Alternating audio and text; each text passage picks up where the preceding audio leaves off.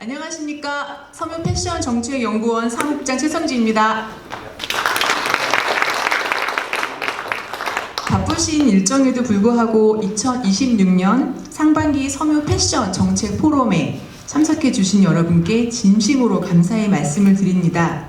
오늘 포럼은 한국 도레이 그룹의 성공과 대한민국 섬유 산업의 미래 발전 인사이트를 주제로 진행이 됩니다.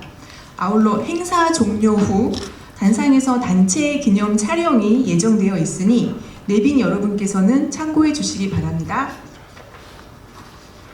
그럼 지금부터 본 행사를 주관하신 재단법인 섬유 패션 정책 연구원 서봉준 이사장님의 환영사를 청해 듣겠습니다. 이사장님을 큰 박수로 모시겠습니다.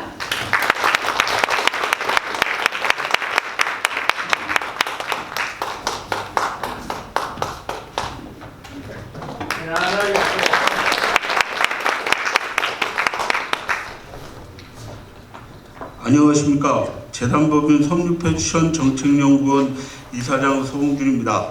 바쁘신 가운데 오늘 2026년도 상반기 섬유 패션 정책 포럼에 참석해 주신 한국섬유산업연합회 최병호 회장님을 비롯한 네 기빈 여러분께 진심으로 감사의 말씀을 드립니다. 특히 귀한 시간을 내어 특별 강연을 맡아주신 이용관 한국도레이과학진흥재단 이사장님께 깊이 감사를 드립니다. 지금 우리는 어느 때보다 빠르게 변화하는 글로벌 산업 환경 속에 서 있습니다. 공급망 재평, 기술 파라다임의 전환, 그리고 각국의 산업 경쟁이 심화는 우리 섬유 패션 산업에도 큰 도전이자 동시에 새로운 기회를 제시하고 있습니다. 이러한 시기일수록 과거의 성공 경험을 되짚어보고 미래를 향할 통찰과 전략을 함께 모색하는 자리가 더욱 중요하다고 생각합니다. 오늘 강연을 통해 오랜 기간 산업 현장을 이끌어 오신 이용관 이사장님의 깊이 있는 경험과 통찰을 공유받고 우리 산업이 나가야 할 방향에 대해 함께 고민하는 뜻깊은 시간이 되시기를 기대합니다. 특히 고부가치 소재 산업과 기술 혁신을 중심으로 한 성장 전략은 앞으로 우리 섬유 패션 산업이 반드시 주목해야 할 핵심 과제일 것입니다. 섬유 패션 정책연구원은 앞으로도 산업 현장의 목소리를 바탕으로 실질적인 정책 대안을 조시하고 기업과 함께 정부를 잇는 가구 역할을 충실히 수행해 나가겠습니다. 또한 급변하는 환경 속에서 지속 가능한 성장 기반을 마련하기 위한 연구와 지원을 아끼지 않겠습니다. 오늘 이 자리가 우리 산업의 새로운 도약을 위한 지혜를 모으는 출발점이 되시길 바라며 참석해 주신 모든 분들께 다시 한번 감사의 말씀을 드립니다. 감사합니다. 네, 서봉준 이사장님 항상 감사합니다. 큰 박수 부탁드립니다.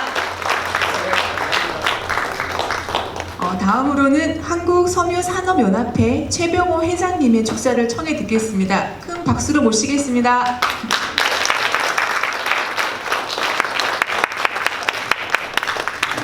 네, 안녕하세요.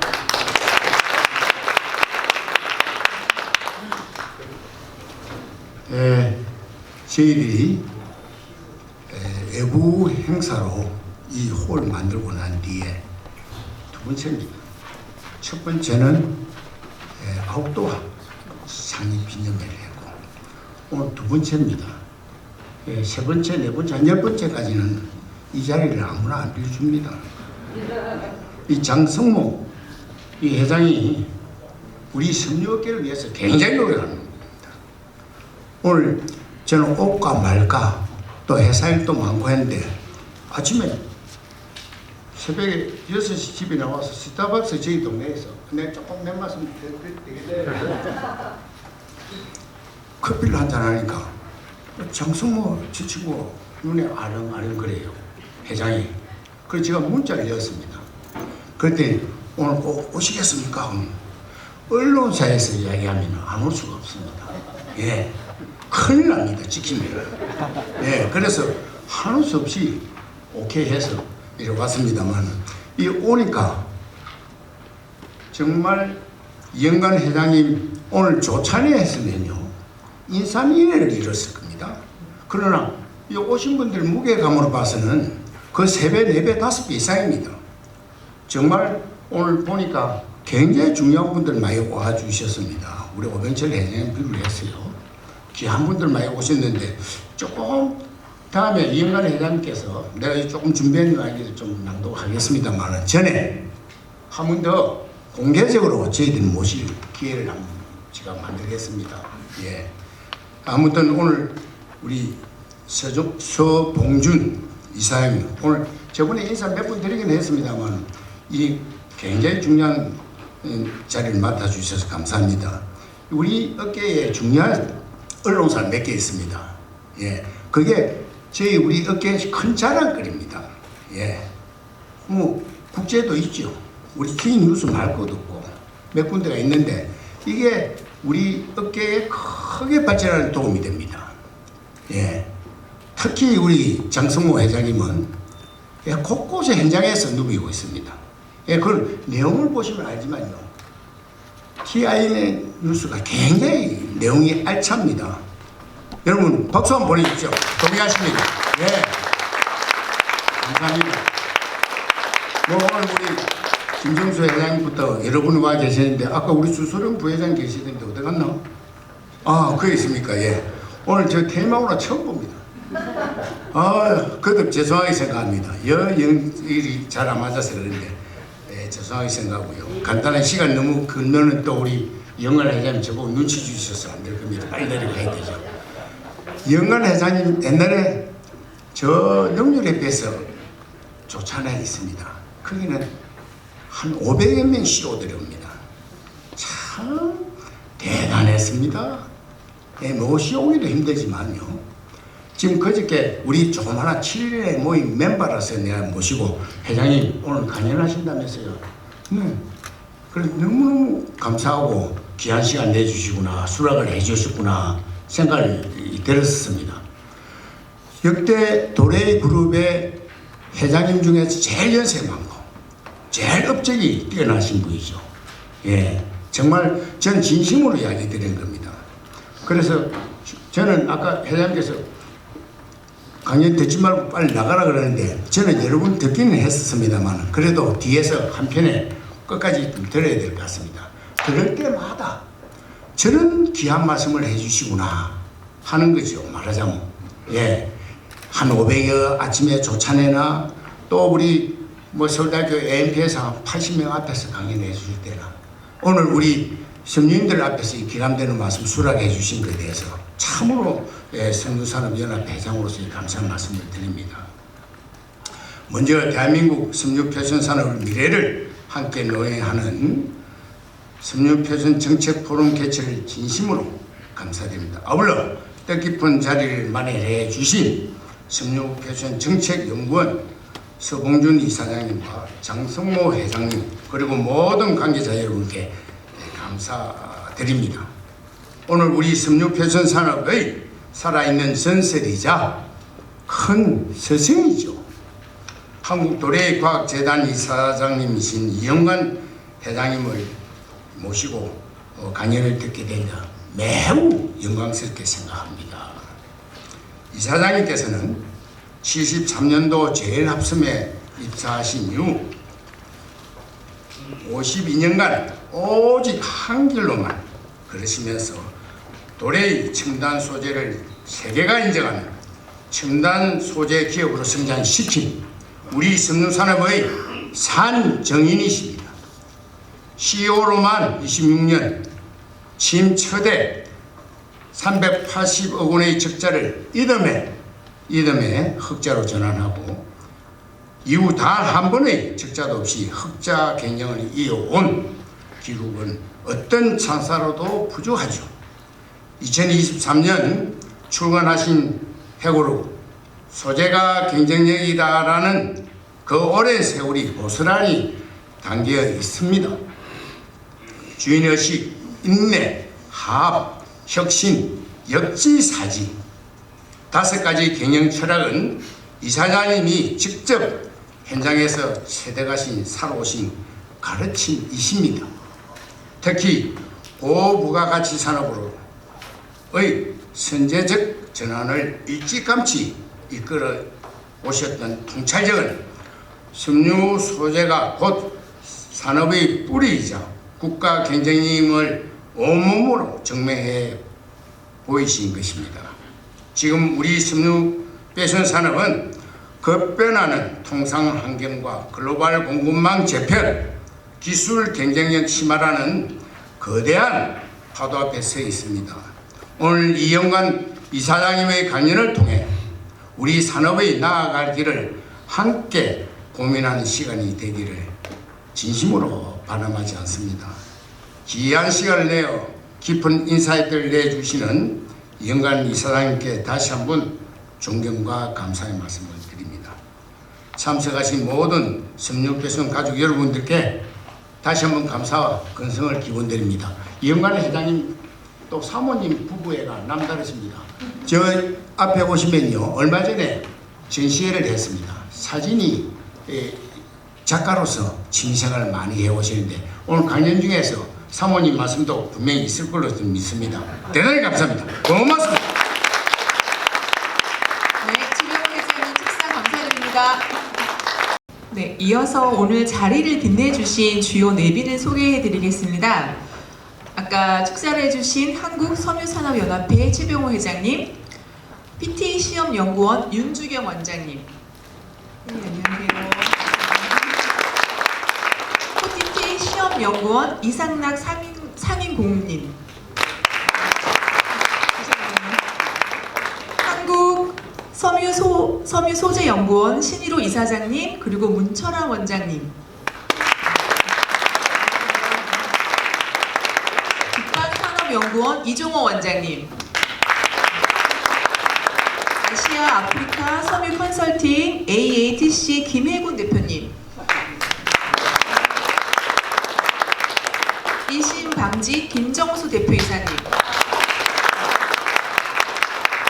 정우섬유 정우비나 오병철 회장님,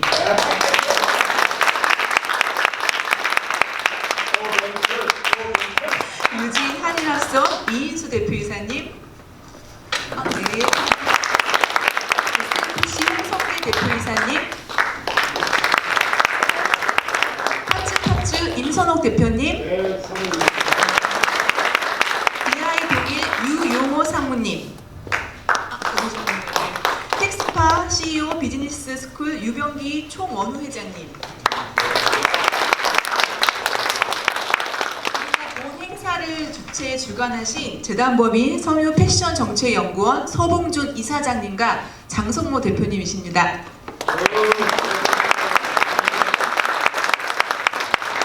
마지막으로 오늘 귀한 강연을 맡아주실 한국도레이과학진흥재단 이영관 이사장님께서 함께하고 계십니다.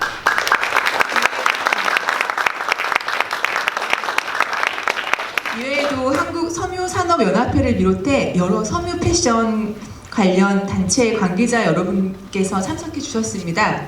시간 관계상 일일이 소개해드리지 못한 점 너그러이 양해 부탁드립니다. 먼저 이제 오늘 포럼의 핵심 순서인 특별 강연을 진행하겠습니다.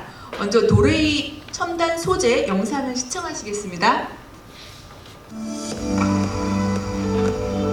당신의 특별한 순간, 꿈을 찾아가는 여정, 건강하고 풍요로운 일상, 그 중심에 바로 소재가 있습니다. 보이지 않지만 새로운 변화를 창조하는 소재. 도레이 첨단 소재는 우리의 삶을 더 가치 있고 안전하게, 그리고 행복하게 바꿉니다. 소재가 바꾸는 눈부신 미래, 도레이 첨단 소재가 이끌어갑니다.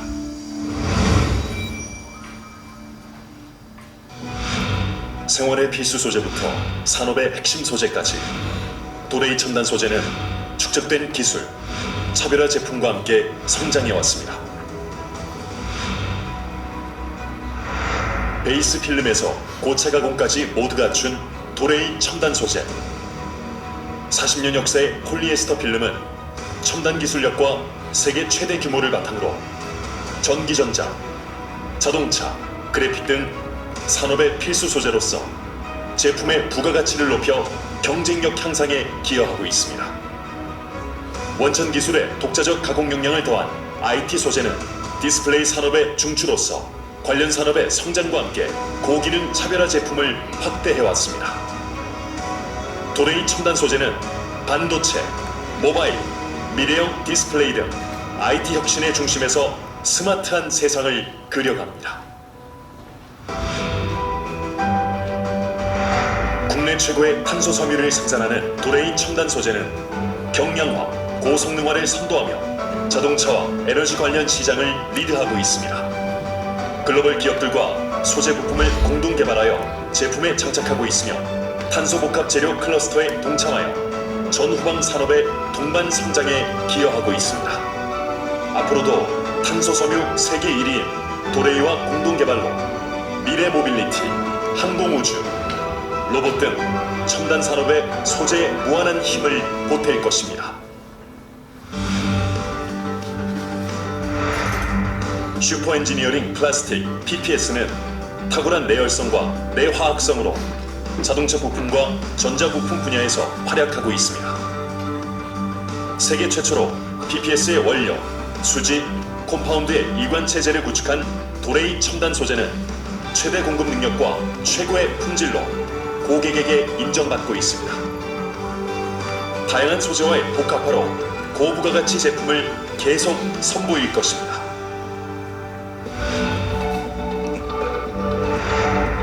깨끗한 물을 위한 도레이 첨단 소재의 열정은 계속됩니다. 국내 최초 역삼투 분리막 개발에 이어 나노 여과막, 한회 여과막, 정밀 여과막, 이온 교환막까지 모두 갖추었습니다.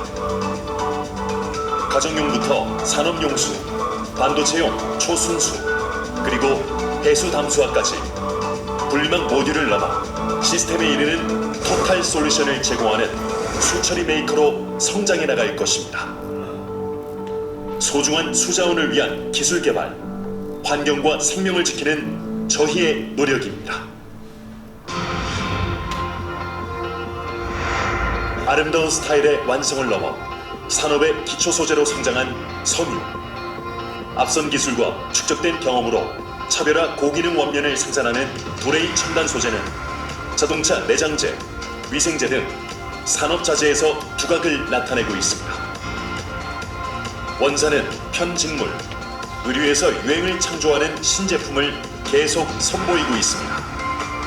건식 공법으로 생산하는 아라미드는 필라멘트, 직물, 페이퍼 등 다양한 형태로 내열 보호복, 내열재에 쓰이는 슈퍼 섬유입니다. 도레이 첨단 소재의 독창적인 섬유 소재는 언제나 삶을 풍요롭게 할 것입니다. 아시아 1위 스펀본드 부직포는 30년간 축적된 기술과 노하우로 고객의 니즈에 맞는 차별화 제품을 공급합니다. 부드러움과 균일성이 탁월한 PP 스펀본드는 기저귀 등의 위생제용, 의료용, 산업용에 광범위하게 쓰입니다. 멜트 블로운을 복합화한 고기능 다층 부직포는 도레이 첨단 소재의 경쟁력입니다. 고강도, 내구성이 우수한 페트 스펀본드는 토목 건축용, 공업용에 활용됩니다. 한국을 중심으로 중국, 인도네시아, 인도에 이르는 글로벌 공급망을 기반으로 도레이 첨단 소재는 세계 넘버원 부직포 기업으로 성장할 것입니다. 도레이 첨단 소재는 구미, 군산, 안성, 유구, 울산 등 한국을 넘어 글로벌 오퍼레이션을 통해 전 세계로 나아갑니다.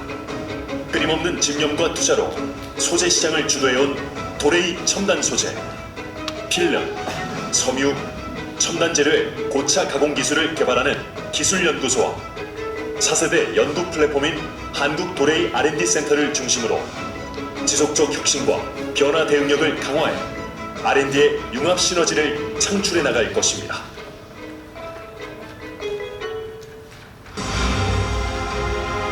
이제 도레이 첨단 소재는 신소재 분야의 퍼스트 무버로서 지속 가능한 미래를 준비합니다.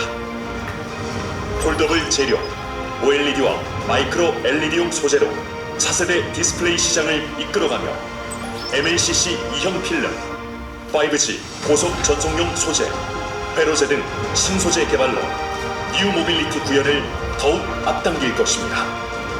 지구 환경 문제 해결에 기여할 친환경 소재를 개발하고 탄소 복합 재료, PPS 등 경량화 소재 시장을 선도하겠습니다. 고품질 수자원 확보를 위해 수처리 토탈 솔루션을 확대하고 웨어러블 디바이스, 질병 진단 키트 등 헬스케어 솔루션에도 새롭게 진출할 것입니다. 기존 사업 확대와 신사업 투자로 2030년 매출 10조 원, 영업이익 1조 원의 초인류 첨단 소재 기업으로 성장할 것입니다. 도레이 첨단 소재는 함께 사는 세상을 그려갑니다. 한국도레이과학진흥재단을 통하여 과학 발전에 기여하고 차세대 인재 육성에 힘을 쏟고 있습니다. 또한 다양한 봉사와 기부로 이웃과 따뜻한 온기를 나누고 있습니다. 도레이 첨단 소재는 언제나 새로운 가치 창조를 통해 사회에 공헌한다는 기업 이념을 실천하여 신뢰받는 기업으로 지속 성장해 나갈 것입니다. 꿈이 이루어지는 세상, 소재가 바꾸는 눈부신 미래. 도레이 첨단 소재의 도전은 계속됩니다. 도레이 첨단 소재. 네, 도레이 첨단 소재가 추진하고 있는 소재 혁신과 미래 비전을 함께 살펴보았습니다. 이어서 오늘 강연을 맡아주신 한국도레이과학진흥재단 이영관 이사장님을 소개해드리겠습니다. 이영관 이사장님께서는 국내 화학소재 산업을 대표하는 경영자로서 50여 년간 산업 현장을 이끌어오신 분입니다. 제1합성을 시작으로 도레이 첨단 소재 대표이사 회장, 한국도레이 사장 등을 역임하시며 탄소 섬유, IT 소재, 2차 전지 소재 등 고부가 가치 산업 발전을 선도해 오셨습니다. 현재는 한국도레이과학진흥재단 이사장으로서 과학기술 인재 양성과 연구 지원에도 크게 기여하고 계십니다. 오늘 강연에서는 글로벌 산업 환경 변화 속에서 대한민국 섬유 산업이 나아가야 할 방향에 대해 깊이 있는 인사이트를 공유해 주실 예정입니다. 그럼 큰 박수로 이영관 이사장님을 모시겠습니다.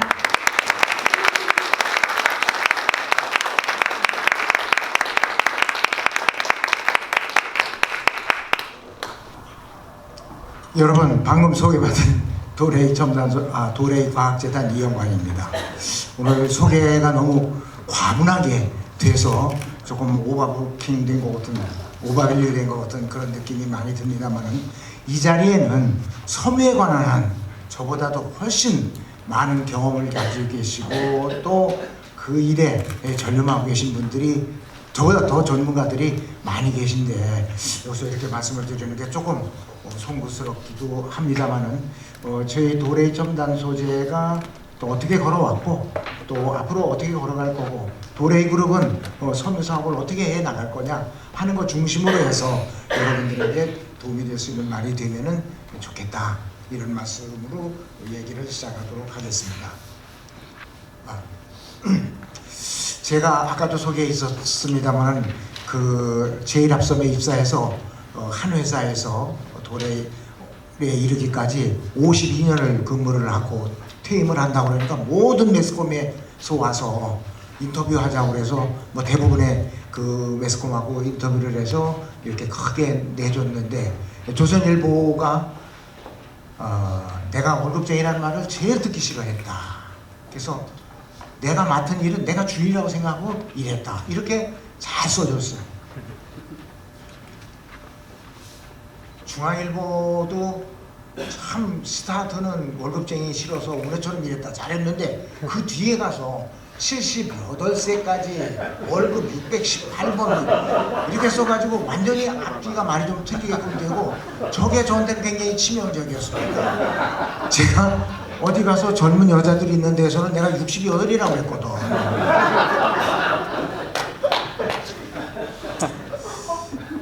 어쨌든 여러분들 덕분에 참 행복하게 52년이 한편의 드라마처럼 이렇게 지나간 것 같아서 늘 감사드리고, 그 중에서 특히 이 섬유 섬산연에 연된 여러분들한테는 늘 고맙게 생각을 하고 있습니다. 여러분, 이거는 그 여기 앞에 보이는 골프 선수가 필 미켈슨입니다. 제가 11년 전에 144회 디 오픈에 갔었습니다. 혹시 여러분 여기 레디들도 많이 계시지만 남자분들께 한번 여쭤보고 싶은데, 혹시 사모님의 꿈, 또 사모님이 이루고 싶은 희망, 소망, 버킷리스트 이런 거 물어보시는 분 있으시면 한번 손 들어보세요. 부끄러워서 안 드시는 거죠? 이거 굉장히 중요합니다. 인생 살면서. 저는 이걸 우리 집사람한테 물어봤습니다. 왜 물어봤느냐? 한 10몇 년 전에 내가 하고 굉장히 친한 친구, 아까바네라는 놈인데, 일본 친구인데, 자기 정년 퇴임한다고 여기 와서 놀다 갔어. 그리고 한 3개월쯤 지나서 전화가 왔어. 야, 너 정년 퇴임 잘했니? 그랬더니 거의 죽는 모습이야. 왜 그러냐? 그랬더니 이제 정년 퇴임을 하고 집사람하고 같이 좋은 레스토랑에 갔대요. 그동안 내가 너무 그 회사 일에 바빠서 널 못 챙겼으니 앞으로 잘 챙기면서 살겠다, 이렇게 얘기했더니 와이프가 자기 가방에서 뭔가 꾹깃꾹깃해가지고 그 편지를 한 장 주더래. 읽어보니까 그동안 너 네 맘대로 잘 살았으니까 나도 이제부터 내 맘대로 살 거야. 이게 남들한테는 그 뭐 소설이나 노벨, 저 잡지에서 들어본 황혼이혼이잖아요. 내가 그날 엄청나게 쇼크를 받았습니다. 그래가지고 제가 그날 퇴근하면서 우리 집사람한테 식당으로 나오라고 그래가지고 얘기를 했어. 혹시 당신 내가 바빠서 뭐 제대로 못 챙겨 그런데 하고 싶은 거 있으면 한번 좀 말 좀 한번 해봐라. 그랬더니 숨도 안 쉬고 13개가 들었는데 그 13개 중에 제일 하기 쉬운 게 이거였습니다.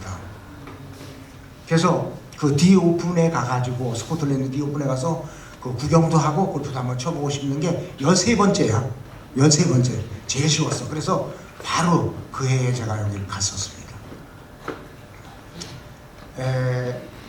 앞으로 여러분들 인생을 조금 편하게 살고 싶으면은 제 말을 참고를 하셔야 된다는 말씀을 드리면서, 저는 오늘 두 가지로 얘기를 조금 구분을 하겠습니다. 먼저 이 세계에서 가장 큰 섬유 그룹이라고 자칭 자랑을 하는 도레이 그룹은 어떻게 성장을 해왔느냐, 섬유 그룹으로서 어떻게 성장해 왔느냐 하는 얘기를 먼저 하고, 그 다음에 우리 한국 도레이는 그럼 어떻게 커왔을까?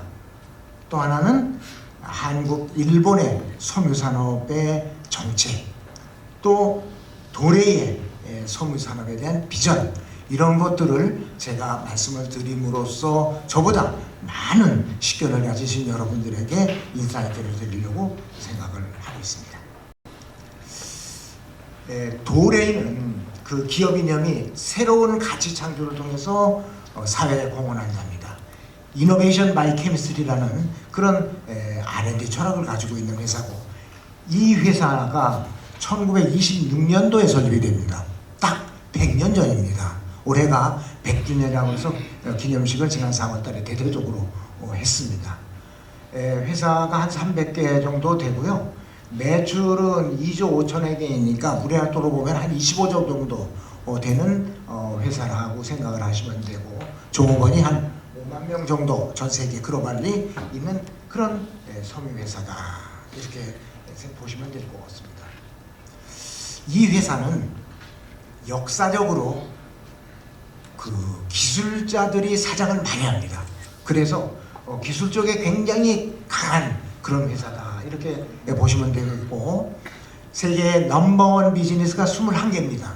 한 10몇 년 전까지면 32개였었는데 중국이 그 사이에 막 공장들을 지어서 마켓쉐어 1위를 많이 내줬죠. 그래서 21개 넘버원 비즈니스를 지금 현재 가지고 있고, 또 온리원 비즈니스가 7개고 퍼스트원 비즈니스가 10개입니다. 이런 기술 집약적인 그런 집단이다, 이렇게 보시면 될 것 같습니다. 그러면 이 도레이가 지난 100년 동안 섬유를 하면서 망하지 않고 어떻게 버텨왔을까, 어떻게 성장해 왔을까 하는 부분에 대한 혁신의 DNA를 제가 한번 정리를 해봤습니다. 우선 첫 번째, 극한 추구의 정신입니다. The deeper, the newer. 여러분들, 우리가 보통 쓰고 있는 섬유, 범용 섬유라고 얘기합니다. 보통 10미크론 정도 되죠. 우리 머리카락 하나가 여러분들 아시는 대로 한 12, 3미크론 된다고 하니까 이게 우리의 보통 섬유들이고, 이걸 꼬아가지고 보통 우리가 옷도 해입고 범용 섬유로서 쓰는 거죠. 그거보다 조금 더 가늘게 만들면은 마이크로 섬유가 됩니다. 여러분, 1mm를 천등분하면 1마이크론입니다.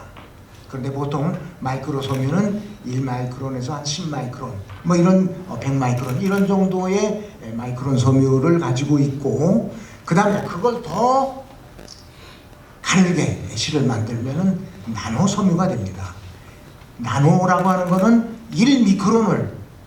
1mm를 천등분하면 1미크론이라고 했습니다. 그걸 다시 또 천등분해가지고 1나노라고 얘기하니까 1mm를 100만 분의 1 등분하면 1나노입니다. 대개 요즘 나와 있는 나노 섬유는 100나노 또는 10나노까지 내려가서 저렇게 파인한 섬유를 만들어 가지고 세계의 첨단 식품 산업이든 반도체, 아주 의료의학 이런 쪽에 들어가는 공기라든지 뭐 물질의 필터링 이런 것들은 저렇게 파인한 섬유를 가지고 만들고 엄청난 부가가치가 있는 그런 겁니다. 여러분, 지구에서 달까지 거리가 얼마쯤 되죠? 우리 초등학교 때 다 배운 건데 36만 킬로입니다. 36만 킬로. 이 36만 킬로를 섬유로 쭉 연결한다. 나노 섬유로 연결하면 450g입니다. 36만 킬로미터를 무게를 재보면 450g. 근데 나노 섬유로 하면은 0.15g. 여러분, 0.15g 느낌이 오십니까? 쌀 하나가 무게도 0.15g 안 될걸요? 막 그런 정도의 작은 포리마를 가지고 36만 킬로까지 늘리는 그런 나노 섬유까지를 이 사람들이, 지금 섬유를 가지고 말씀을 드려서 그런데 필름도 여기 합니다. 필름은 포장을 하기 위한 100미크론, 200미크론서부터 콘덴사에 들어갈 0.2미크론까지. 0.2미크론이면 우리 눈에 잘 보이질 않습니다. 그런 것들이 이 콘덴사나 이런 쪽에 들어가죠. 그렇게 더 디퍼, 더 뉴, 더 파인 이런 쪽으로 가는 것이 이 회사의 극한 추구의 정신이 이 회사를 성장시키는 하나의 그 DNA였다. 이런 말씀을 드릴 수가 있을 것 같습니다. 그 다음에는 이제 집념을 제가 말씀을 드리는데요. 집념하면은 이 도레의 탄소 섬유를 얘기하지 않을 수가 없습니다. 도레의 탄소 섬유는, 도레이는 1961년도에 이 탄소 섬유를 처음으로 개발을 합니다. 이 탄소 섬유를 개발을 해가지고 이걸 공장을 짓기까지는 또 10년을 더 걸리죠. 71년도에 탄소 섬유 공장을 완성을 합니다. 근데 그 탄소 섬유 공장을 지어놓고 거의 30몇 년간 계속 적자입니다. 옛날에는 뭘 했느냐? 탄소 섬유를 가지고 테니스 라켓도 만들고 낚싯대도 만들고 뭐 이런저런 그 산업용으로 만들어서 썼습니다만은 결과적으로는 계속 적자야. 흑자로 이루어진 거는 비행기에 들어가기 시작하면서부터입니다. 여러분, 보통 탄소 섬유는 어떻게 만드는지 아시죠? 우리가 옛날 어머님이 입던 쇠사 아크릴입니다.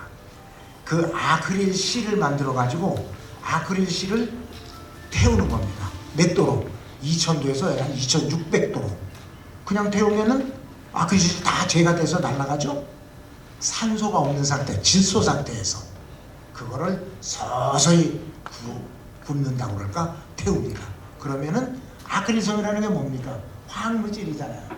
화학물질을 태우면 다 어떻게 되죠? CO2 가스와 그 그 물로 다 날아가고 남는 건 탄소만 남습니다.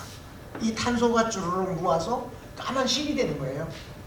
아크릴 실이 태워서 탄소가 반이 전기로 태워서 반이 날아갑니다. 1kg을 아크릴 실을 갖다 넣으면은 500g밖에 탄소 소모가 안 나와. 그거 태우느라고 엄청나게 전기값 들어. 이건 비싸죠. 아무나 못 만들어. 그래서 탄소 섬유 만드는 회사 전 세계에 한 200개 있습니다. 돈 버는 놈들은 2개밖에 없어. 2개, 3개밖에 없어. 도래하고 또 한두 군데. 다 적자야. 왜? 그만큼 기술이 까다로워. 그리고 딴 거 만들어서는 돈이 안 돼. 기본적으로 일반적인 탄소 섬유는 보통 키로에 20불에서 한 25불 받습니다. 비행기용은 75불에서 125불 받습니다. 5배 더 받아. 그러니 비행기용으로 안 만드는 사람들은 다 적자야. 그게 이 탄소섬유. 이래서 이 사람들도 계속해서 비행기용을 위해서 끊임없이 노력하고 결과적으로는 이제 성공을 해서 1년에 그러니까 재작년 기준 해가지고 1년에 이렇게 해서 비행기용을 개발을 해서 본격적으로 이익이 나기 시작했고 또 그 1년에 2조 8천 올해 그때면 한 3조 4천억 팔아가지고 한 3천억 정도 탄소 섬유를 가지고도 이익이 나는 그런 구조가 되어 있습니다.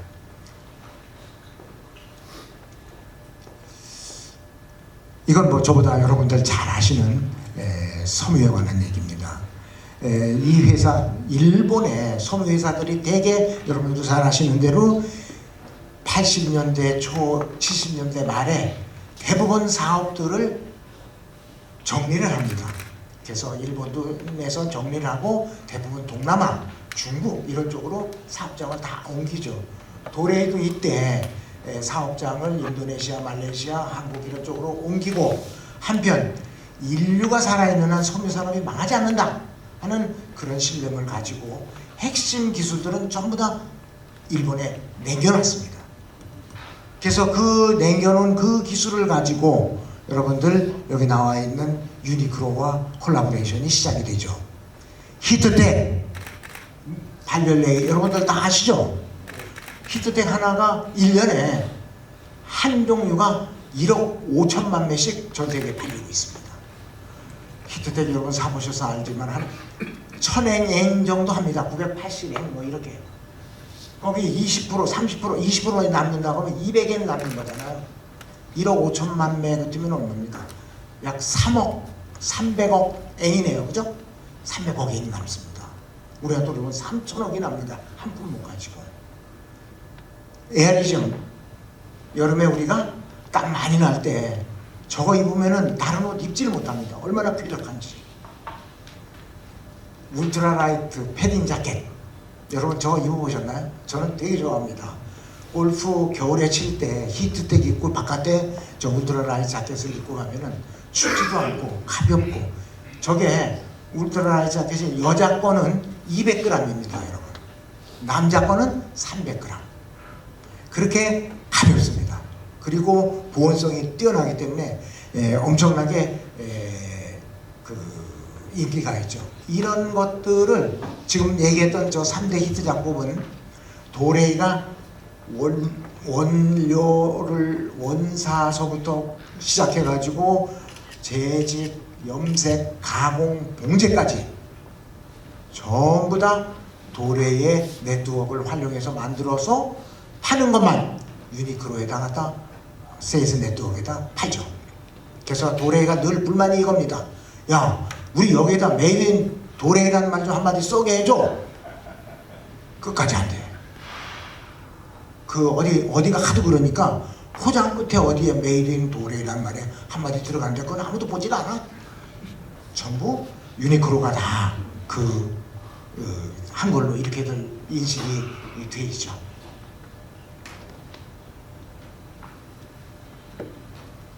지금 여기 계신 저 분이 2001년도에 노벨 화학상을 받은 나고야 대학의 노요리 교수입니다. 이분이 학교를 졸업하면서 나 도레이에 취직하고 싶어 라는 말을 했다고 뒤에 후일담으로 얘기를 했습니다. 왜? 도레이는 26년 창업 당시부터 연구원들은 자기가 근무하는 8시간 중에 20%는 자기가 연구하고 싶은 걸 연구할 수 있게끔 그렇게 해줬습니다. 그런데 말이죠. 그 자기 멋대로 연구하고 했던 그 20%가 결과적으로는 오늘날 도래를 먹여 살리고 있는 탄소섬유다, 방막 적층 필름이다, 인공피혁이다. 제가 지금 인공피혁 입고 있습니다. 이런 것들이 이때 이 제도에 의해서 다 탄생이 됩니다. 그래서 이런 그 자율의 DNA 이런 것들이 오늘날 도래를 있게 한 원동력이다. 이렇게 말씀을 드릴 수가 있을 것 같습니다.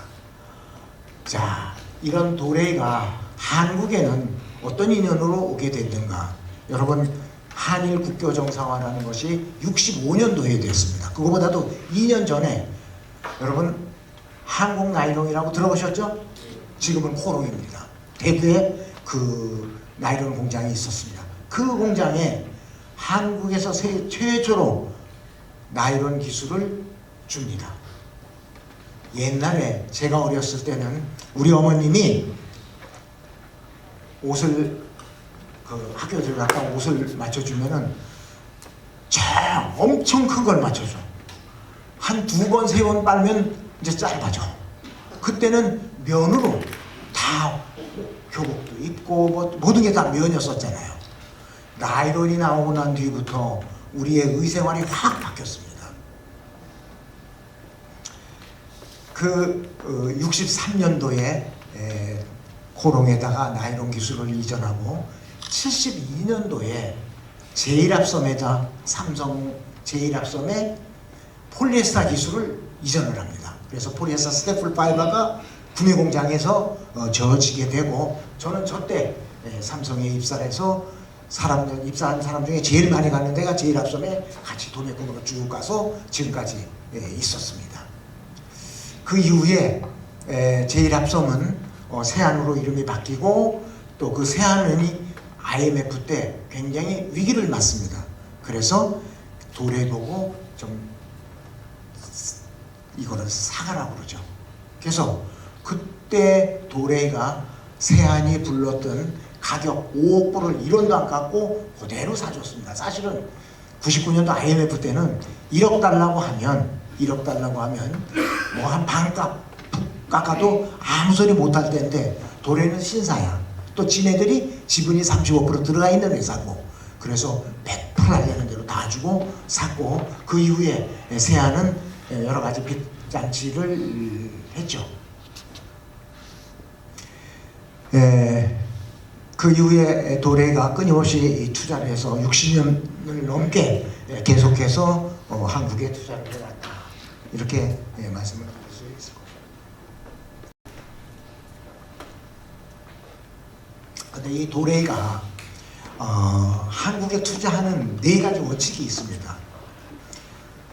여러분들 잘 생각해 보시면은 70년대, 60년대 말 70년대 초에 일본의 많은 기업들이 한국에 투자를 많이 했습니다.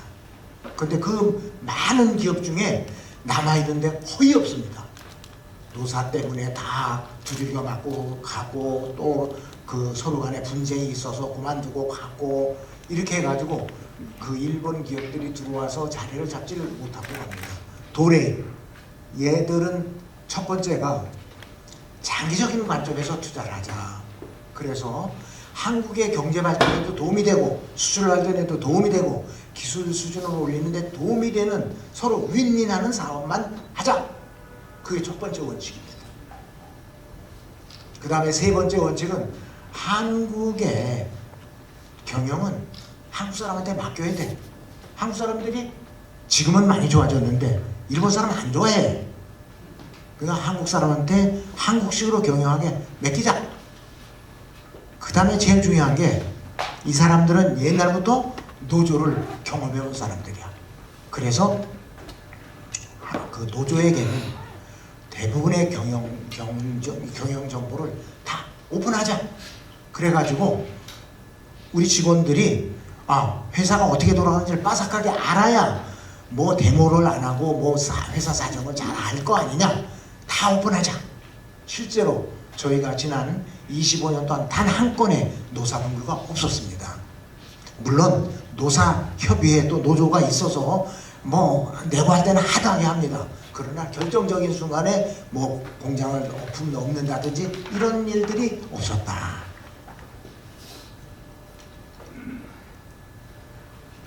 같은 얘기니까 넘어가겠습니다.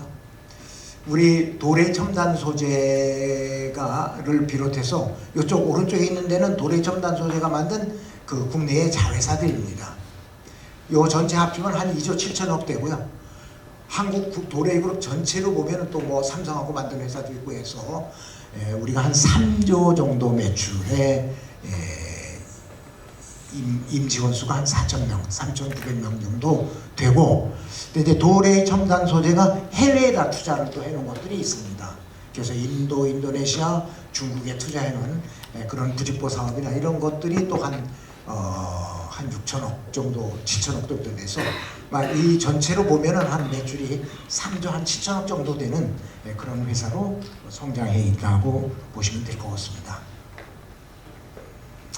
자, 그러면은 지금 이제 방금 오른쪽에 있던 도래 첨단 소재, 제가 몸담고 있었던 도래 첨단 소재는 어떤 회사인가? 조금 전에 여러분들이 슬라이드를 통해서 여러분들이 잘 보셨기 때문에 뭐 굳이 더 설명을 하지 않아도 될 것 같은데, 99년도에 만들어졌고 이 도래 첨단 소재 자체 매출은 한 2조 7천억에 종업원 수가 한 2,200명 정도 되는, 그리고 영업이익이 작년에 1,300억, 올해 한 1,700억, 1,600억 정도를 예상하고 있는 그런 정도의 회사고, 이 필름, 폴리에스터 필름 하나만 가지고도 도래 빼고도 도래 첨단 소재 하나가 세계 넘버원입니다.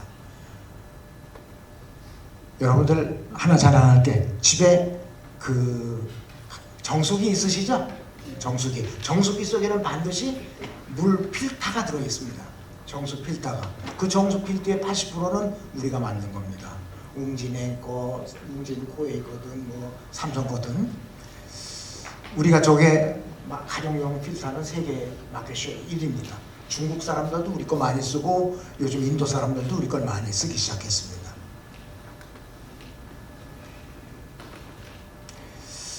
아까 최병호 회장님께서 조금 소개가 있었는데, 우리가 회사를 처음 만들 때는 한 3,700억에 한 300억 적자 회사입니다. 를 우리가 세안으로부터 인수를 해서 1년 만에 흑자로 전환을 시키고, 지금 보면은 가장 우리가 자랑스럽게 생각하는 거는 인수할 당시는 필름하고 섬유 두 개 사업 비즈니스밖에 없었습니다. 지금은 필름과 섬유가 한 60% 그래서 차지하고, 나머지 40에서 45%가 IT, 케미칼, 수처리, 탄소 섬유, 분리막 이런 것들로 포트폴리오가 굉장히 다양화되어 있어서, 그래서 뭐가 조금 섬유가 조금 힘들면은 필름이 마치고, 또 필름이 조금 힘들면은 IT가 또 챙기고, 이렇게 해서 전체적으로 우리가 갖고 있는 그 포텐셜은 대충 1,500억 수준에서 가고, 뭐 장기적으로는 아까 슬라이드에서도 얘기했지만은 10조 회사에 한 1조 정도 영업이익이 나는 그런 회사로 성장하는 것이 우리의 꿈이다는 말씀을 드릴 수 있을 것 같습니다. 자, 우리가 이렇게 성공을 할 수 있었던 가장 큰 원인이 뭘까 생각해 보면은, 죄송합니다. 자꾸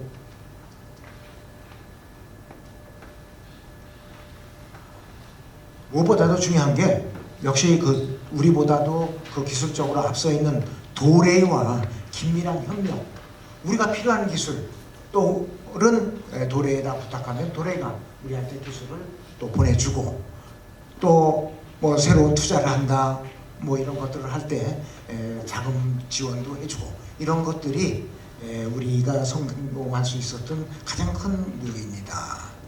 또 하나는 우리 한국이 갖고 있는 경쟁력, 이거 많이 우리가 좀 사라졌습니다. 전보다 뭐 전기값도 그렇고 뭐 인건비도 그렇고 옛날 처음에 회사를 만들 때하고는 비교도 안 될 만큼 떨어져 있지만은 어쨌든 원래 우리가 갖고 있던 그 핵심 경쟁력, 그 다음에 모두가 끊임없이 변화하고 혁신하려고 하는 그런 정신, 아까도 말씀드렸지만은 안정적인 노사관계, 이런 것들이 우리 도레이 첨단 소재가 성공적으로 비즈니스를 영위할 수 있었던 요인이 아닐까, 이렇게 생각을 합니다. 자, 이제부터는 우리가 오늘 여러분들이 궁금해하시는 일본의 섬유 산업에 대한 얘기를 말씀을 좀 드리려고 합니다. 참고로 이 얘기는 제가 이 자료들을 일본의 경산성에서 발표한 내용들을 중심으로 일본이 어떤 방향으로 가려고 하는구나 하는 것들을 발췌를 해서 오늘 발표한다는 말씀을 미리 드립니다. 여러분, 일본 섬유도 우리 한국과 그렇게 트렌드가 다르진 않습니다. 맨 왼쪽 위에 있는 그래프는 일본 국내의 섬유 생산 추이입니다. 맨 위에 파란 줄은 화섬이 처음에 2000년대 초만 해도 연간 140만 톤을 생산하던 나라입니다. 지금 60만 톤 밖에 반 이상으로 줄었습니다. 그 밑에 노란 건 뭐냐? 방적사입니다. 방적사, 그것도 반 이상 줄었죠? 또 그 밑에 회색 줄은 뭐냐? 직물입니다. 직물 내려가 있습니다. 그 다음에 맨 밑에 있는 게 하여튼 어쨌든 전반적으로 다 2000년대 초에 비해서 일본의 섬유 산업도 줄어들고 있다 하는 걸 우선 이 표에서 볼 수가 있고, 오른쪽 표에는 섬유공업 업체 수입니다. 2005년도에 22만 3천 개가 있었는데 지금 10,000개, 반 이상 줄었습니다. 업체 수도. 오른쪽에 보면은 섬유 산업에 1년에 고용하는 사람 수입니다. 2000년도에 68만 명 뽑았었는데 지금 40만 명. 이렇게 모든 게 줄어듭니다. 맨 오른쪽 아래 그래프는 일본 국내로 수입하는 외국 의료들, 주로 중국, 베트남 이런 쪽에서 들어오는 그 수입 양입니다. 옛날에는 51.8%, 지금은 97.9%, 약 98%를 일본 사람들은 외국에서 수입해서 옷을 입습니다. 지네들이 만드는 얘기는 거꾸로 말하면 몇 프로? 2%밖에 안 되는 거예요. 그 밑에 줄은 그 수입해 오는 가격을 본 건데, 옛날에 지금은 98%를 수입한 것이 가격 측면에서 보면은 80%에 해당되니까, 거꾸로 얘기하면은 일본 국내에서 몇 프로 만든다는 얘기야. 2% 만드는데 그거의 부가가치는 20%다. 그렇게 얘기하기는 좀 있지만은 어쨌든 그만큼 일본에서 지네들이 만들고 있는 것들은 굉장히 고가라는 얘기를 뒤집어서 얘기를 할 수 있는 것 같습니다. 일본의 섬유 산업 정책입니다.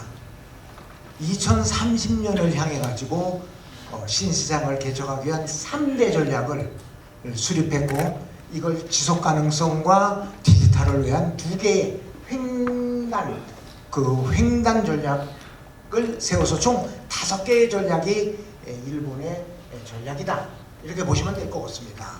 우선 전략분에서 신시장 개척인데, 신시장 개척 1번, 새로운 비즈니스 모델을 만든다. 그래서 섬유 산지 간에 연계를 한다든지, 또 사업 승계를 하는데 도와준다든지, 이런 새로운 비즈니스 모델을 창출을 한다. 두 번째로는 기술 개발을 통한 시장을 창출한다. 세 번째는 해외 진출을 통해서 새로운 시장을 확보한다. 이 세 가지는 뭐 우리하고 거의 같습니다. 방향. 또 횡단 분야에서 지속 가능성을 추진한다. 그래서 리사이클 섬유에다가 더 힘을 넣는다든지, 또 그 리사이클이나 자원 순환 쪽에 대한 그 규정을 강화시켜 가지고 동남아와 차별을 시킨다든지 이런 것들이 이 나라의 강점이다. 그 다음에 디지털화. 우리도 마찬가지지만은 이 회사 여기도 엄청나게 디지털을 강조하고 AR을 활용을 하기 위해서 무진 노력을 하고 있습니다. 그래서 여러 가지 그 비즈니스 모델을 전환하고 하는데 그 각 중소기업들에게는 파격적인 지원들을 정부가 해주고 있다. 이렇게 말씀을 드릴 수 있을 것 같습니다. 조금 전에 얘기했던 그 3대 그 핵심 전략을 조금 더 구체적으로 말씀을 드리다 보면은 패션 비즈니스 포럼이나 섬유산지 서밋 개최를 하고 수출 기업을 지원하고 연구개발에다가 중점적으로 지원을 해주는 그런 정책이 있고, 또 그 기술 기반 판로 설비 투자나 판로 확대 생산성 향상을 위해서 새로 투자를 하거나 IT를 바꾸거나 뭐 할 때는 엄청난 세제 혜택과 금융 지원을 해준다. 이게 이 일본 정부의 큰 정책이다. 그래서 아까 그 세 가지 전략 중에서 첫 번째, 새로운 비즈니스 모델을 만들어낸다. 이 비즈니스 모델을 만드는데 가장 기본이 되는 게 클러스터입니다. 그래서 지역별로 산업별 클러스터를 만들어서 그래서 지원을 해주고, 또 일본도 우리나라와 마찬가지로 그 훌륭한 그 기술을 갖고 있는 노포 기업들이 굉장히 많은데 젊은 아이들이 그 기업을 자기 아버지가 하는 그걸 인수를 안 받으려고 그래. 그래서 그것들의 승계를 하기 위해서 여러 가지 인수 지원금을 보조해 준다든지, 승계 후에 또 노후 설비를 개최할 때는 그거에 대한 또 보조금을 준다든지, 또 뭐 M&A를 하는데 비용을 좀 이런저런 그 세제 혜택 이런 것들을 많이 만들어서 이 새로운 비즈니스 모델이 창출이 될 수 있게끔 하는 게 이 첫 번째 전략이고, 두 번째는 해외 전개를 통해서 신규 시장을 확보한다고 그랬는데, 여러분들 우리 한국에도 제트로라고 나와 있습니다. 각국에 다 그런 무역 기구들이 나와 있습니다. 또 중소기업을 서포트하는 그런 기구들이 다 나와 있어. 이 사람들이 이 해외에 나오는 그 일본 기업들을 전면적으로 지원해 줍니다. 요즘이 아니라 이제 얼마 전에 만드는 것 중에 신규 수출 1만 개 지원 프로그램이라는 걸 만들어서 새로운 지역이 됐든 새로운 제품이 됐든 새로운 거래선이 됐든 새로운 쪽의 시장을 창출하는 기업 1만 개에게 파격적인 지원을 해주는 그런 제도를 만들어서 추진을 하고 있다. 또 기술 개발을 통한 시장 창출, 뭐 이거는 여러분 아시는 대로 섬유 기술로 섬유용 삼유, 산업용 섬유, 그 다음에 T2T 해가지고 텍스타일, 리사이클, 그 다음에 스마트 텍스타일 개발, 이런 것들에 전면적으로 정부가 적극적으로 업체와 협의를 해서 지원을 해주는 그런 것들이 체계적으로 잘 이루어지고, 그런 것들을 또 일본 각 업체들이 같이 도움을 받아가면서 혁신을 해나가고 있다. 이런 말씀을 드리고, 아까 말씀드렸던 횡축으로의 2개 지속 가능성의 추진, 이거는 예를 들어서 재활용이라든지 또는 친환경이라든지 이런 부분들의 그 규정을 조금 더 강화를 시켜서 일본 이외의 동남아나 중국이나 이런 데서 따라오지 못한 그런 규격과 기준을 표준화를 시켜가지고, 그래서 그 격차를 벌리는 그런 노력들도 하고, 아까도 말씀드렸지만 디지털 가속화 측면에서는 그런 여러 가지 새로운 AI를 한다, 자동화를 한다 하면은 그런 부분들을 산업 경쟁력 강화법에 의해서 세제나 세금도 물어주고 돈도 지원해주고 이런 것들이 이 일본 소묘 정책들의 근간이다, 이렇게 말씀을 드릴 수 있을 것 같습니다.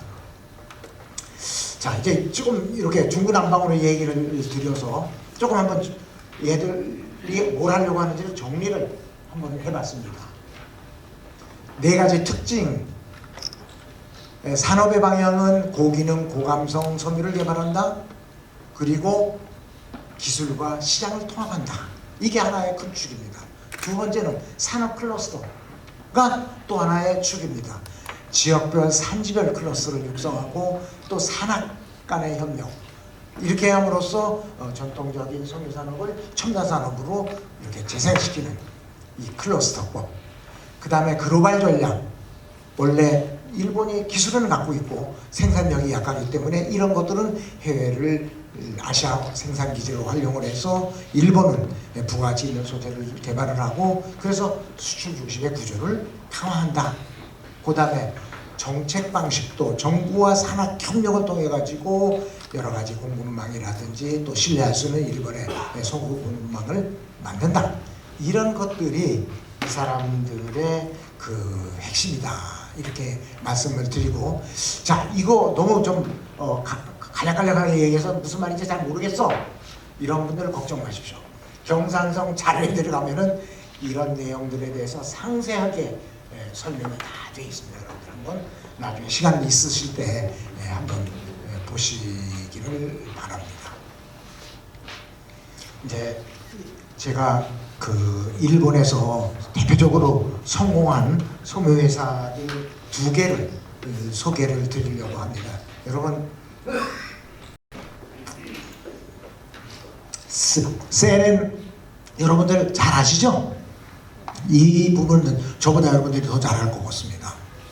130년 된 염색 기업입니다. 이 기업이 고차 가공 기술들을 개발해 가지고 섬유뿐만이 아니고 모빌리티, 자동차나 비행기에 들어가는 여러 가지 텍스타일들을 고부가치 제품들을 만들어서 공급을 해서 엄청나게 수익을 내고 있습니다. 24년 매출이 1,600억엔, 우리로 한 1조 6천억, 사업이익이 11%입니다. 179, 약 180억엔, 그러면은 한 1,800억 이익이 나는 그런 섬유 회사이지요. 제가 94년도에 이 회사를 갔습니다. 갔더니 왜 갔느냐? 우리가 제일압섬 시절에 옛날에 여러분 제일압섬 경산공장이라고 보셨을 거예요. 아셨을 거예요. 거기가 TR 폴리에스터하고 레이온을 가지고 만들어서 엘리트 학생 복지를 만들었고, 그 엘리트 학생 복지는 최근에 이제 우리 저기 회장님한테로 가 있습니다.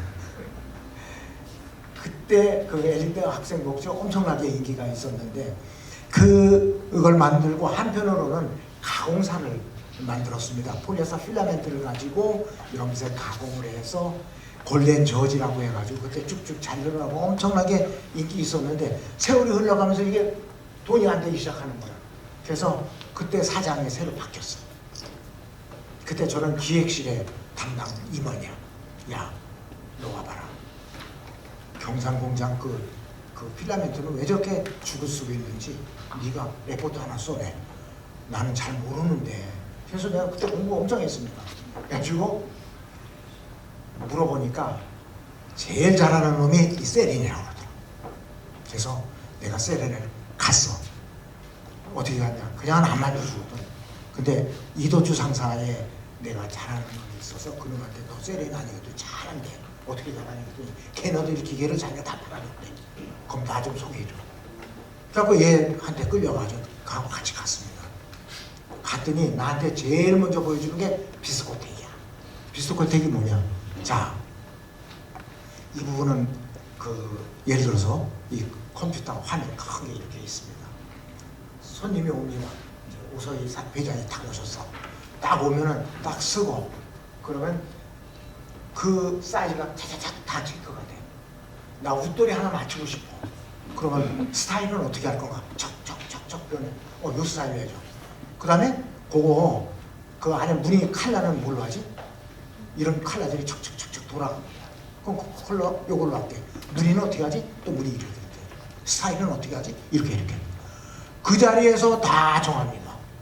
그리고 키 하나만 탁 누르면은 일주일 이내에 오서희 사장이 주문한 옷이 집 앞에 탁 도착합니다. 그게 비스코텍이야. 아니 저렇게 해서 나 돈 될 것 같지가 않은데 돈 된대. 재고가 없대네. 이거는 재고가 없대. 94년도. 예? 벌써 그때 이래서. 예, 그래서 내가 저거는 우리가 그렇게 해서는 안 되고, 얘들이 필라멘트 직물 염색 가공 잘하니 우리가 염색 가공 뭐 봉제 이런 건 놔두고 염색 가공 기술을 너네들한테 우리가 사고 싶다. 그랬더니 기술만은 안 판다. 그럼 어떻게 하면 되는데 기계를 사가야 된다. 그래서 그때 내가 폐를 너무 빨리 일으켰어.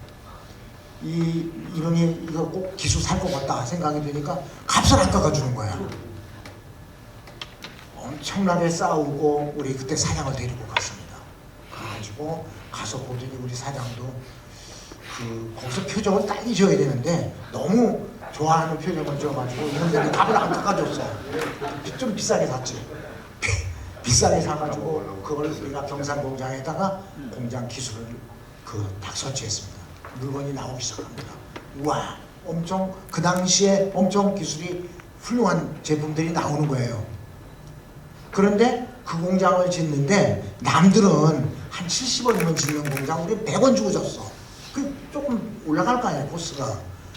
그 코스 올라간 것만큼 더 안 주는 거야 이놈들이.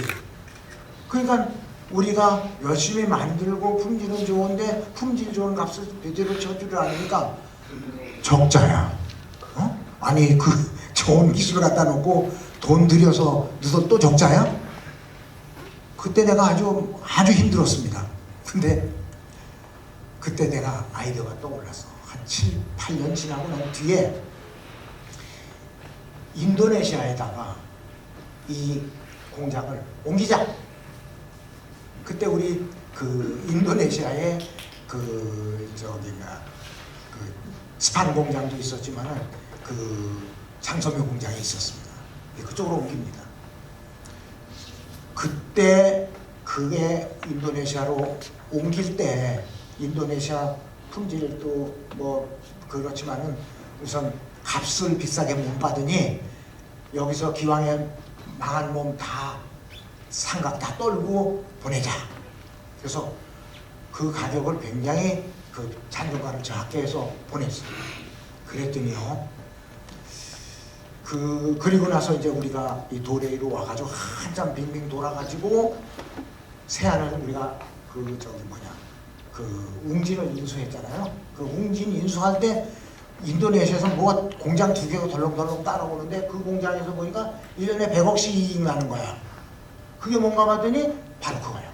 그때 사우디로 우리가 내보낸 그놈이 지금 완전히 효자가 돼가지고 거기서 아랍 사람들이 있는 허연 뭐라고 그러죠? 허연 그거 만들어가지고 중동에다 수출합니다. 그래가지고 품질이 좋다고 1년에 한 80억에서 100억 정도 이렇게 벌고 있는 그게 그냥 웅진 샀더니 그냥 딸려와가지고 보니까 그게 그거더라고. 어쨌든 이 회사가 이렇게 성공적으로 할 수 있었고 나는 우리의 롤 모델이 얘들 이걸 우리가 잘 한번 연구를 해볼 필요가 있겠다. 혹시나 해서 이 애들이 어떤 물건을 어떻게 만드냐 하는 것들을 뒤에 제가 별점으로 해놨으니까 나중에 우리 섬사년에서 여러분들 한 번씩 받아가지고 보시면 얘들이 어떤 사업을 더 하려고 하는구나 하는 걸 보실 수 있을 것 같습니다. 또 하나는 고마스 마테레 하는 회사입니다. 옛날 이 회사도 제가 갔었는데 그 세레는 갈 때 얘들 이름이 지금은 고마스 머터리얼 마테레를 바뀌었는데 머터리얼이란 뜻입니다. 근데 지금 옛날에는 고마스 세렌이었었어요. 여기도 엄청난 회사입니다. 1943년도에 만들어져 있고 1년에 매출이 한 367억에 영업이익이 한 10만 5% 정도 되는 이런 회사입니다. 여러분, 이 회사는 염색 가공 기술을 가지고 어떤 가공 기술을 갖고 있느냐? 핵심 기술이 섬유에다가 돌과 금속을 입히는 그런 무기물 코팅하는 기술을 갖고 있습니다. 또 다른 기술은 은이나 알미늄처럼 초방막 코팅 기술을 갖고 있습니다. 또는 천연 광물을 코팅을 하는 그런 분말 코팅을 하는 그런 기술, 이 세 개의 기술이 이 회사의 그 핵심 기술입니다. 이런 것들을 가지고 여러분들 어디에다 파는지 한번 보십시오. 프라다, 루이비통, 구찌, 에르메스, 몽클레이 이런 데 원단을 다 팔고 있습니다. 여기에 연구원이 한 100명 정도 있습니다. 그 100명이 1년이 아니라 한 달에 한 1000여 건의 테스트와 그 개선 시험 이런 것들을 한다고 합니다. 이렇게 노력을 해서 이런 기라성 같은 집과 거래를 할 수 있게 돼 있고 앞으로 이 집은 계속해서 발전해 갈 거라고 저는 생각을 하고 있습니다. 아까와 마찬가지로 이 집도 구체적으로 어떤 제품들을 어떻게 만드는지 하는 것들을 뒤에 별첨 자료에 오늘 설명은 안 하지만은 있으니까 한번 참고를 해 주시면 좋겠고, 이 집은 이미 이 집을 비롯해서 이거보다 더 작은 집들도 이미 2027년 내년 말까지 오다가 다 부킹이 되어 있다고 합니다. 자, 이제 지금부터 소개할 또 섬유산업체 하나는 도레입니다. 도레는 섬유 매출이 한 1조 1000억에서 한 1조 3천억 사이에 왔다 갔다 합니다. 1조 3천억 eng. 그러니까 우리나라 보면 한 12조, 13조 정도 매출을 하고 거기에서 사업이익이 한 8%, 7% 정도 나니까 이익이 한 800억, 700억 eng 정도 나는 그런 회사입니다. 이 회사는 여러분 아시는 대로 나일론, 폴리에스터, 아크릴 모든 섬유 소재를 다 갖고 있는 종합 화학 섬유 메이커다. 이렇게 보시면 될 것 같고, 이 회사가 이렇게 장기적으로 그 섬유 회사에서 1등의 위치를 놓지 않는 그 가장 큰 핵심 이거는 이 가운데 있는 이 사이클입니다. 기술 융합과 극한 추구를 통한 신기술 창출할 수 있는 연구 개발 능력, 그 다음에 리딩 플레이어를 발굴하고 니즈를 이해할 수 있는 영업력, 그 다음에 고품질의 제품을 안정적으로 공급할 수 있는 생산 엔지니어 영역, 이 세 개의 사이클이 도레이의 섬유의 가치 창조의 핵심 사이클이다. 이렇게 보시면 될 것 같습니다. 조금 더 다른 말로 표현을 하면 아까 말씀드렸던 대로 도레이의 섬유 강점은 다양한 포리마를 다 가지고 있다. 아까 얘기했던 나일론, 폴리에스터, 아크릴 외에도 PET, PBT, 또 재활용, 바이오매스 이런 등등의 많은 포리머를 가지고 있고, 이 포리머를 실을 만들고 또 가공을 하는 사가공 기술도 같이 가지고 있습니다. 또한 이 실을 고차 가공할 수 있는, 이 직물을 고차 가공할 수 있는 그런 기술과 그 다음에 유통, 봉제, 국내외 거점을 다 가지고 있는 이런 회사입니다. 이런 능력들이 있기 때문에 최근에 가장 히트한 제품 중에 하나가 여러분 얘기 들으셨을 것 같은데 나노 디자인이라고 그래가지고 이 제품을 한번 이렇게 타치를 해보면은 여러분 그 타치를 잊을 수가 없을 정도로 아주 소프트하고 그 질감이 있는 그런 것들을 보실 수가 있겠고, 여러분들이 관심이 있을 것 같아서 복합 방사 기술, 이 나노 디자인이라는 게 어떤 제품이고 어떻게 만드는지를 뒤에 별점으로 제가 또 붙여놨습니다. 또 나중에 시간 있을 때 그걸 보시면 되고, 그 다음에 또 최근에 가장 히트한 것 중에 하나가 이 불소 화합물을 사용하지 않고 발수성을 갖는 신소재 드웨이트, 개발했는데 이게 엄청나게 또 인기가 있어서 산업용으로 또 의료용으로 많이 활용이 되고 있다. 이런 것들이 될 수 있었던 것이 이런 모든 기술들을 갖고 있거나 아니면은 안 갖고 있다고 하더라도 그거를 조합해서 만들 수 있는 클러스터를 가지고 있거나 바로 그게 도래의 강점이 아닐까 이렇게 생각을 합니다. 조금 전에 말씀드렸던 클러스터입니다. 이 클러스터는 전통적으로 옛날에 하던 방식은 도레이가 특별한 실을 개발을 하면 그거를 짜고 니팅을 하는 집을 정합니다.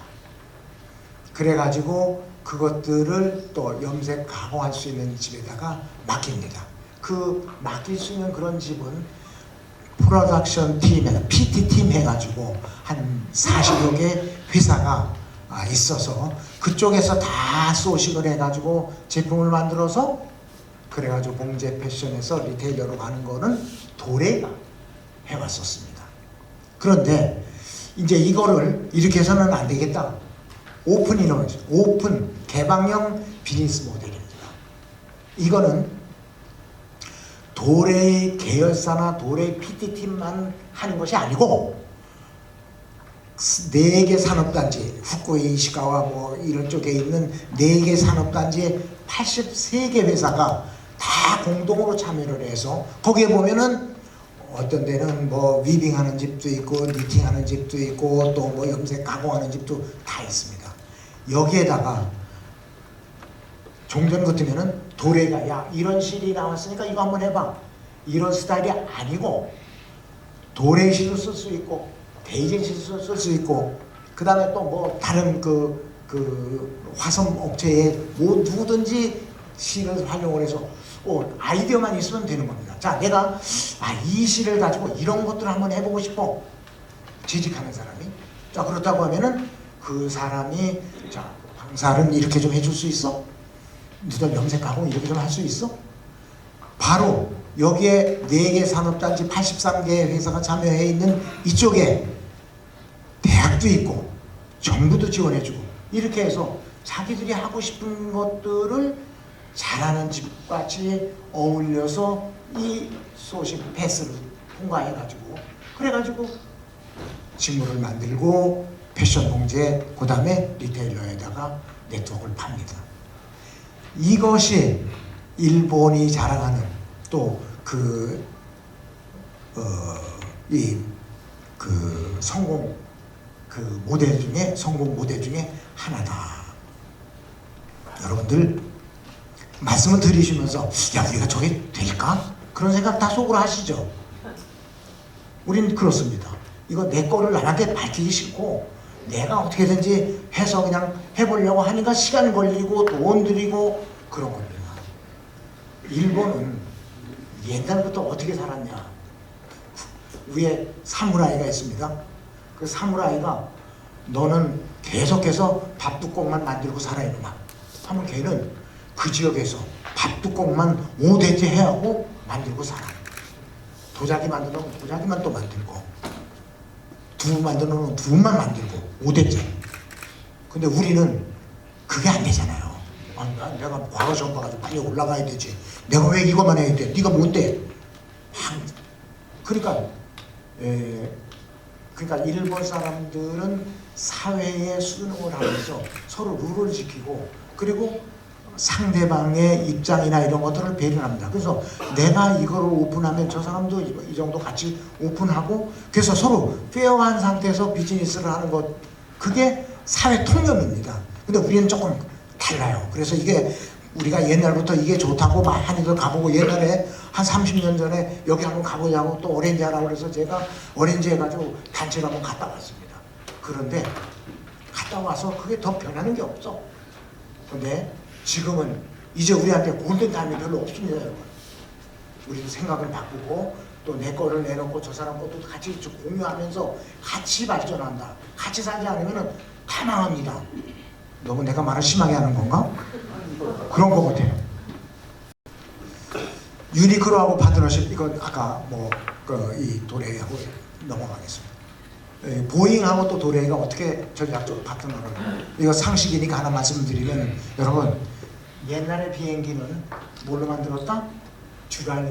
알루미늄 합금으로 만들었습니다. 제일 가벼워. 지금은 뭘로 만든다? 여러분 가장 최신 기종이 787입니다. 787은 동체, 날개, 꼬리 다 탄소를 만듭니다. 알루미늄보다 훨씬 강해. 철보다 무게는 4분의 1이고 강도는 10배가 강합니다. 그러니까 여러분들 787을 따면 비행기 창이 틀려. 옛날 비행기 창이 조그만하잖아요. 큽니다. 왜? 이 탄소 섬유가 이렇게 짚고 있는 그림력이 세니까. 그리고 탄소 섬유로 만들었기 때문에 보통 저 787을 예를 들어서 알루미늄으로 만들면은 무게가 60톤입니다. 긴 비행기입니다. 60톤. 근데 저 탄소 섬유로 만드니까 40톤밖에 안 돼. 그럼 40톤만큼 20톤만큼 연료가 덜 들죠. 그래서 지금 새로 만드는 비행기들은 대부분 탄소섬유로 만들고 있고, 지금 옛날 비행기들은 한번 바꾼 거는 다시 또 소재를 못 바꾸기 때문에 그냥 있습니다만 새로 만드는 것들은 다 777X 저 보십시오. 꼬리 부분하고 이 날개 플랫 부분만 탄소섬유 쓰던 거를 이걸 다 787처럼 다 바꿀 거예요. 우리가 바꾸는데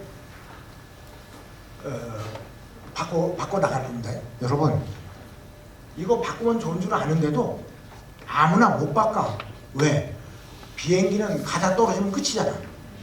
그렇기 때문에 그 부품 인증서부터 최종 비행기 메인 생산할 때까지 걸리는 시간이 15년입니다. 그러니까 한 번 비행기에 딱 들어가면 그 다음에 못 바꿔. 그래서 이 비행기 용도로 지금 이제 이렇게 되는데, 도레는 아마 여러분들 혹시 주식 관심 있으시는 분들 도레 주식 사지 마세요. 이 탄소 섬유가 많이 이제 비행기도 많이 떨어지고 요새 전쟁해가지고 앞으로 이거 많이 만들 거예요. 탄소 섬유가 좋아질 것 같은데, 근데 도레 이 주가 안 올랐더라고. 난 엄청 올라가야 되는 거라고 생각하는데. 마지막입니다. 우리 한국 섬유의 발전 방향, 이거는 제가 말씀을 드리기도 그렇긴 합니다만은 여러분들이 다 같이 인식하고 있을 것 같습니다. 우리의 문제가 뭐냐? 동남아, 중국과 경쟁에서, 가격 경쟁에서 떨어지고 있어. 이런 것도 모르고 또 이 노조는 노상 데모하고 또 노란 봉투법인지 무슨 법인지 별걸 다 만들어가지고 지금 기업들을 옥죄고 있습니다. 좀 분간 좀 했으면 좋을 것 같은데. 그 다음에 우리가 가장 약한 게 아까도 말씀드렸죠. 미드스트림이 약합니다. 우리가 이 체인으로 보면은 엄청난 화성 능력을 갖고 있습니다. 또 그 화성을 다 받아서 리딩할 수 있는 리딩 능력도 있고 염가공 능력도 있고 다 있어요. 중간에 서로 협업이 안 될 것뿐입니다. 이런 부분들을 우리가 조금 더 아까 얘기했던 클로스나 이런 것들을 통하고, 또 정부가 적극적으로 좀 나서고, 또 지금 성산연에서도 엄청 노력을 하고 있습니다만 그런 노력의 결과가 반드시 나타나야 된다. 그 다음에 우리의 문제점 중에 하나가 R&D 투자가 부족하고 설비가 노후화되어 있다. 이게 문제입니다. 또 산업용 섬유가 상당히 약해. 우리 똑같은 섬유인데 일본은 산업용 섬유가 거의 60%에 해당되죠. 60% 정도 됩니다. 근데 우리는 산업용 섬유가 10몇 프로밖에 안 되잖아요. 물론 산업용 섬유가 되려면은 그 산업이 한국에서 개발이 되고 발전이 돼야지 같이 산업도 커가는 거기는 하지만은, 이제 우리가 그런 쪽으로 나가고 산업도 그런 쪽으로 구조가 지금 바뀌어가고 있기 때문에 이런 거에 대한 대비를 해야 된다. 그 다음에 친환경 리사이클 생태계가 부족하다. 이런 것들이 막 우리가 갖고 있는 근본적인 문제라면 문제다. 그래서 이런 거에 대한 핵심 방향은 아까도 쭉 설명이 있었지만은 우선 산업 구조를 조금 고도화하고 스트림난 통합을 통해 가지고 시작 밀착형 R&D를 해야 된다. 뭐 이런 것들이 첫 번째 우리가 제안하는 거고, 두 번째는 고부가치 첨단 산업 중심으로 바꿔야 되겠다. 또 뭐 공급망 안정, 국산 요즘 그 국산 뭐라고 그러죠? 국방섬유 이 부분에 대한 것도 참 좀 안타깝죠. 사실은 우리가 그런저런 특수섬유들도 많이 만들고 있는데 지금 그나마 또 섬산면에서 고생들 하고 뭐 해가지고 군복들이나 이런 것들이 지금 이제 만들어지고 있는데 그 외에도 군수 재료들이 꽤 많지 않습니까? 그런 부분들을 우리가 잘 국산을 제대로 못 쓰고 제대로 활용을 못하는 것들이 또 문제점인데 이제 이런 것들이 앞으로 좀 개선해야 될 방향이고, 그 다음에 친환경, 순환경제, 폐의류, 폐트, 또 PCR, PRR 대응 이런 것들이 굉장히 중요하다. 그 다음에 디지털 전환 이거 굉장히 중요합니다. 저희가 필름 공장을 짓는데 한 1,000억 정도 듭니다. 근데 마지막 라인 13번째 라인을 질 때는 1,500억이 들었어. 왜 500억이 더 들었냐? 그냥 똑같은 필름 공장 져가지고는 안 되겠구나. 이걸 완전히 AI화 시키자. 그래서 전부 무인 공장으로 만들어버리자 하는 거에 투자가 500억이 더 들어. 그래도 그때 내가 그렇게 투자를 했습니다. 보통 필름 한 라인을 만들려고 하면은 저 위에서 엑스루다부터 최종 3D까지 한 300m 길이가 됩니다. 거기에 사람이 한 시프트당 한 12명씩 들어갑니다. 4시프트, 요즘에 4주 3교대니까 48명이 한 라인 돌아가는데 그 48명을 6명으로 줄여라. 42명은 줄이는 프로젝트입니다. 근데 지금 뭐 아직 그 6명이 아니고 지금 한 12명 정도는 줄인 것 같아요. 12명, 한 17, 8명 정도 줄인 것 같아요. 그래도 왜 그러냐면 아직도 IT, 뭐 AI 하지만은 아직도 우리가 그런 디테일한 데까지 기술이 다 발전이 안 돼 있습니다, 여러분. 얼마 전에 한일 경제인 협회가 있었어. 거기에 제가 그 한국 경제인 대표로 갔습니다. 거기서 그 피지컬 AI 얘기가 나왔어. 피지컬 AI. 피지컬 AI를 보니까 한국은 하드웨어 엄청 강해. 엄청 강해. 그런데 소프트웨어에 약해. 근데 그 소프트는 또 일본이 엄청 강해. 일본이 약한 부분은 하드야. 그래서 내가 딱 두 사람 얘기를 들어보니까 둘이서 같이 하면 되겠구만. 따로 얘기를 하는 거야. 그러면서 얘는 2030년도 돼야 제품 나온다. 얘는 2029년 말이나 2030년, 얘도 같이 2030년도 돼야 그 피지컬 AI가 나온다. 어떤 피지컬 AI? 우리나라에 노령화가 우리도 진행되지 않습니까? 노인네들이 많아. 이 노인네들이 많아진다는 얘기는 노인들을 서포트 해야 될 뭐라고 그러죠? 그 일본말로 개호라고 그러는데 헬퍼들이 이제 많이 필요하잖아요. 우리나라 인구 줄어드는데 헬퍼가 없어. 헬퍼도 늙었어. 힘들어서 못해 이거. 그래서 그런 것들을 피지컬 AI가 해야 되는데 그 우리나라 그 사람 와서 얘기하는 게 2030년도 돼야 된대.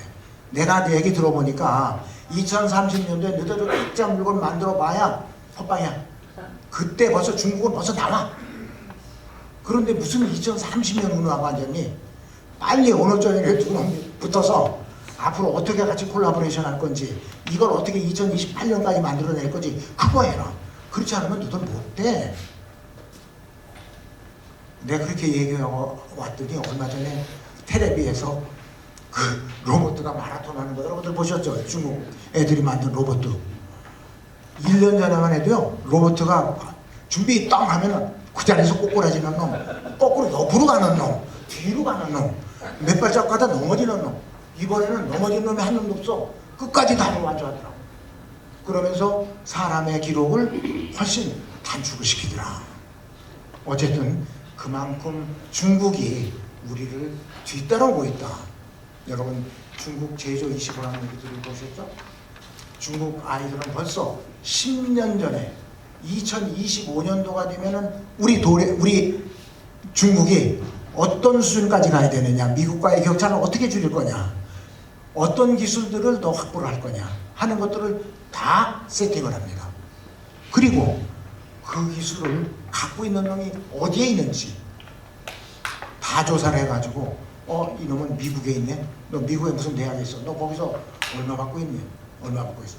그러면은 너 중국에 와서 네가 일해라. 그 조국을 위해서 내가 일을 해주면 거기서 받는 거 2배를 줄게. 옵니다. 그런 사람들이 모여서 지금 연구 개발을 해서 반도체 거의 미국에 따라왔습니다. 반도체 관련 특허는 미국보다 중국이 더 많이 냅니다. 반도체뿐만이 아니고 각종 기구, 로켓, 뭐 모든 게 앞서가고 있습니다. 여러분, 우리 필름, 우리 섬유, 조금 전에 말씀드렸던 대로 골든타임이 많지 않습니다.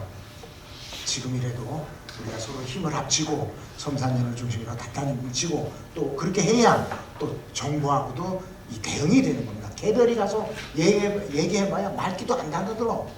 듣지도 않아. 우리 김 부회장님 앞에서 조금 지나치게 얘기를 하는지 몰라도 실제가 그렇습니다. 그래서 우리끼리 바짝 단합을 해서 그래서 이 얼마 남지 않은 이 골든타임을 우리가 슬기롭게 넘겨서 섬유산업의 제2의 중흥기 도약기를 맞을 수 있기를 간절히 기대하지 않습니다. 고맙습니다. 네, 이사장님 귀중한 강연 감사합니다. 이어서 질의응답 시간을 갖겠습니다. 먼저 사전에 접수된 질문을 몇 가지 소개해 드리겠습니다. 첫 번째 질문입니다. 정우빈아 이복하 대표님께서 주신 질문입니다. 최근 한국 섬유산업이 전반적으로 경쟁력을 잃어가고 있다는 우려가 있습니다. 이러한 상황에서 산업을 되살리기 위해 어떤 혁신적인 변화가 필요하다고 보시는지 여쭙고 싶습니다. 네, 그 얘기는 지금까지 한 얘기로 대신하면 되지 않을까요? 그럼 두 번째 질문 넘어가겠습니다. 한국 시니어 과학기술인협회 조수복 연구위원님께서 주신 질문입니다. 우리나라 섬유 패션 산업의 발전 과정에서 정책이나 업계 대응 측면에서 아쉬웠던 점 또는 타이밍을 놓쳤던 부분이 있다면 무엇이라고 보시는지 여쭙습니다. 저도 잘 모르겠습니다. 네, 과거 역사에 우리가 어떤 잘못을 했는지 하는 거는 뭐 저도 잘 모르지만은 이런 거는 있지 않을까 하는 그런 생각이 드는데 이것도 또 제 개인적인 의견입니다만은 우리가 IMF를 거치고 또 리먼 사태를 거쳐 그때 상당히 그 어려움들이 많이 있었는데 근데 그때 우리 섬유 산업이 대부분 수출이 굉장히 많았었습니다. 근데 공교롭게도 IMF 때나 또 리만 사태 때 달러는 굉장히 비쌌었습니다. 그러니까 극단적으로 말하면은 수출을 할 수 있었다면은 큰 돈을 벌을 수가 있었던 그런 시절이 아니었을까 그런 생각이 드는데 여러분들이 동의하시는지 잘 모르겠지만은 그때 우리가 더 들어온 돈 가지고 설비를 개체를 하고 새로운 투자를 하고 이렇게 해서 조금 더 혁신적으로 우리가 사업을 진행했더라면은 더 좋았지 않았을까 그런 생각이 들고 얼마 전에 우리 코로나 지나갈 때도 코로나 때 여러분들 돈 버셨나요? 못 버셨나요? 돈 번 사람도 꽤 많습니다. 그래서 그런 그 위기를 기회로 이렇게 돌릴 수 있는 그런 기회들도 얼마든지 있었을 것 같다. 그런 생각이 드네요. 저는 네, 그리고 사전 질문 세 번째 질문입니다. 일산 방지 김정수 대표이사님께서 주신 질문입니다. 한국 섬유 산업이 앞으로도 지속적인 성장을 이어가기 위해서 가장 핵심적으로 필요한 요소는 무엇이라고 보시는지. 예, 그것도 뭐 대부분 커버가 된 것 같은데 제가 제일 강조하고 싶은 거는 역시 스트림 간의 협력. 그 다음에 두 번째는 이 제품 개발을 조금 더 우리가 강화를 해야 된다 하는 얘기. 그 다음에 아까도 말씀드렸지만은 이제 이 계속 인건비는 올라가고 하고 있기 때문에 어떻게 이 우리가 자동화시키고 그 다음에 DX화 시켜가지고 결과적으로는요 고정비중이 제일 높은 게 뭐냐면 인건비예요. 다른 것들은 다 별거 없어. 보통 보면 한 60~70%가 인건비일 겁니다, 여러분들도. 그 인건비를 줄이는 것이 우리가 중국하고 싸워서 이기는 길이고 그런 노력들을 해야 된다. 그래서 그렇게 하려고 하면은 자동화를 시키고 AI화 시키고 뭐 아까 얘기했던 그런 노력들을 더 해야 된다 하는 말씀을 드리고 뭐 뭐니 해도 개별 기업으로서 하는 데는 또 한계가 있기 때문에 정부가 적극적으로 좀 나서서 지원을 해줄 수 있도록 해야 된다. 그런 일들은 우리 최병호 회장이 정말 잘하고 계십니다. 역대 대통령하고 악수 안 해본 사람이 없고 안 안아본 사람이 없어.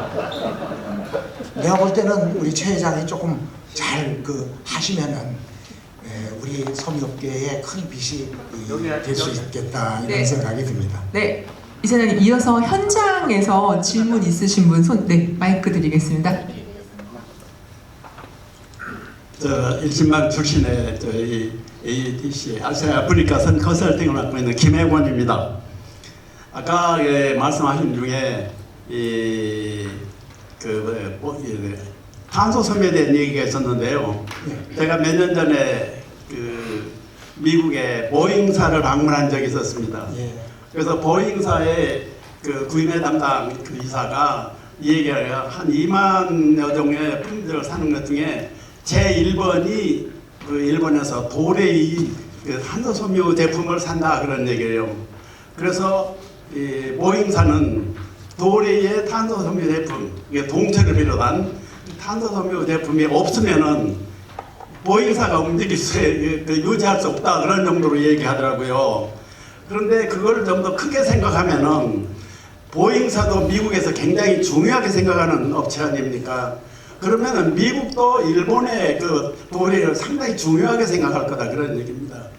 그런 주의에서 역으로 우리나라도 기왕에 도레이가 한국 도레이를 향하셨고 또 적극적으로 육성하신다고 그랬고 거기에 대표해서 사장님도 하셨기 때문에 좋은 말씀 많이 들었습니다만은 한국의 도레이가 다른 보잉사와 비슷한 다른 항공사하고 그렇게 탄소섬유 제품 동체를 비롯한 여러 가지 제품들을 납품할 수 있도록 그렇게 육성하실 수 있는 그런 계획이라든가 그런 생각은 없으셨는지 한번 여쭤보겠습니다. 예, 대단히 감사합니다. 굉장히 중요한 말씀이시고 제가 평생 하고 싶었던 일 중에 하나입니다. 실제로 도레이는 탄소섬유가 일반 산업용 탄소섬유가 몇 종류가 있고 또 비행기에 들어가는 그런 T800 이상의 이런 것들이 있고 더 로켓 또 뭐 달아나가는 그런 데 쓰이는 뭐 T1100 뭐 이런 그레이드가 많이 있는데 이제 우리 한국에는 비행기를 만드는 공장이 없습니다. 그러니까 우리가 이제 예를 들어서 우리나라에 지금 이제 저희가 주목하고 있는 거는 카이입니다. 카이가 전투기도 만들고 또 전투기를 지금 만드는 건 아니지만은 그 기술을 미국에서 받아가지고 와서 한국에서 만듭니다. 근데 미국에서 전투기를 만들어 올 때 스펙이 여기는 도레이의 T800을 써라. 이게 조건이 또 들러부터 왔어. 그래서 내가 카이 사장을 찾아갔습니다. 야, 이거 우리가 만들어 줄게. 너희들 여기서 못 만들잖아. 여기서 만들 수 있어. 그 기술을 너희들이 쓴다고 하면 내가 기술을 도레이에서 받아가지고 하면 되지. 그랬더니 바로 그겁니다. T800 한국에서 만든 거 써도 된다는 거를 보장을 받으면 15년 걸려. 그게 부품서부터 테스트 다 해가지고 그게 몇 년. 그 스펙 인하는데 또 몇 년. 그래가지고 테스기 만들어서 몇 년 또 운전해봐. 그래가지고 문제가 없으면은 비로소 메인기 15년만. 그래서 내가 그냥 일본서 사다 써라. 그리고 그것도 말이죠. 탄소섬유를 걔는 누구야? 보잉이 직접 사가진 않아요. 일본에 가면 후지중공업이 있고 미쓰이중공업이 있고 미쓰비시중공업이 있고 뭐 중공업 회사들이 많이 있습니다.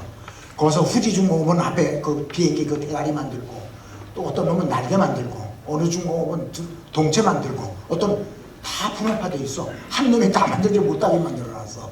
그래서 조각 만들어가지고 미국으로 싣고 가서 거기서 다 조립하고 엔진 붙여가지고 거기서 테스트를 하는 거야. 그러니까 실제 대부분은 일본이 만드는데 이 권한이 없어.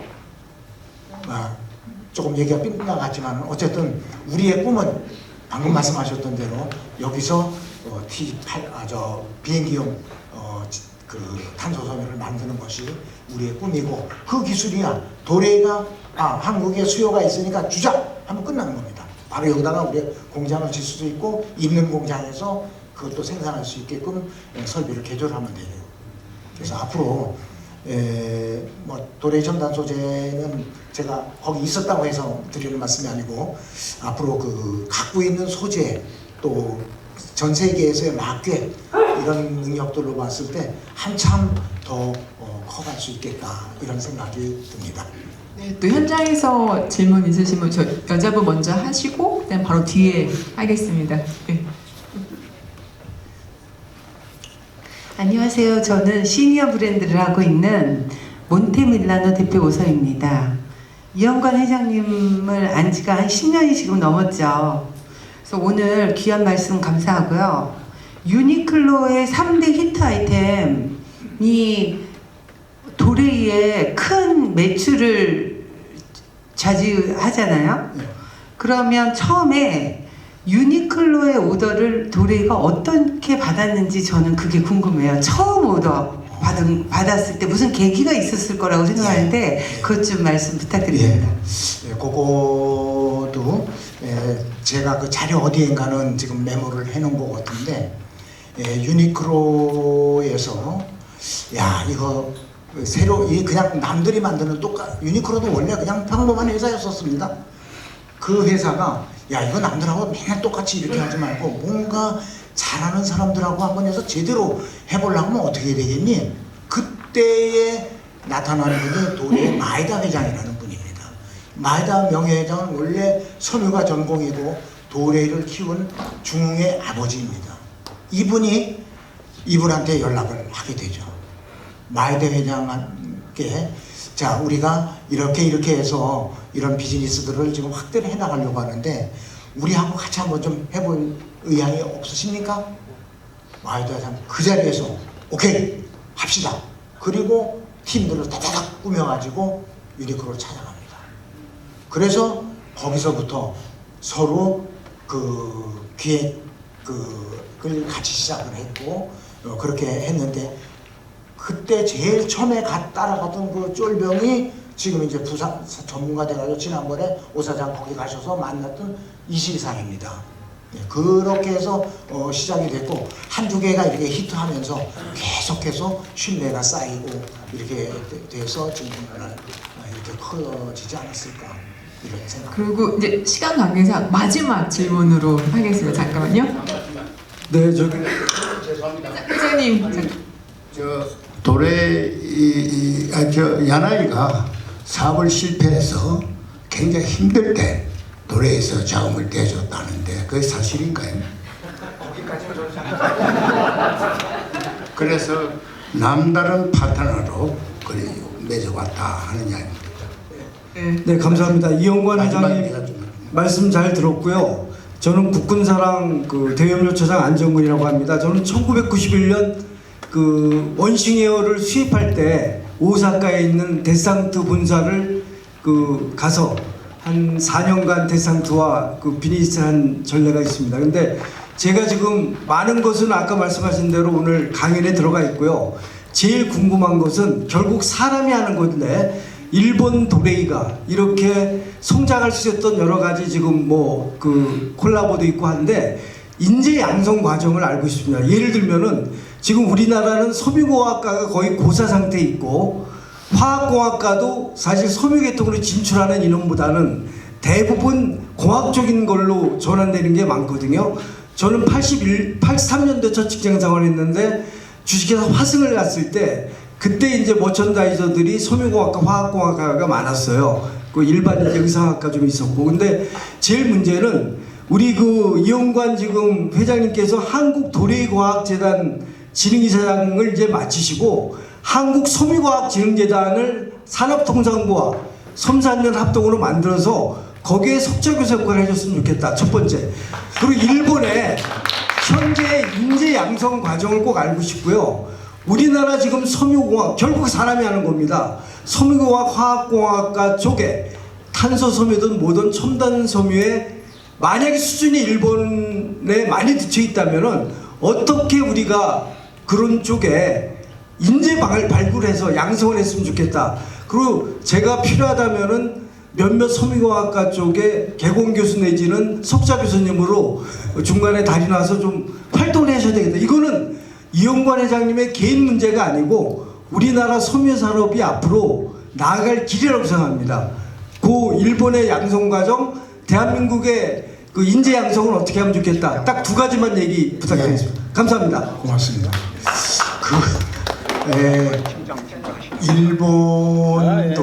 일본 도레이도 그 인재 제일하는 그 기업 이념을 갖고 있는 회사입니다.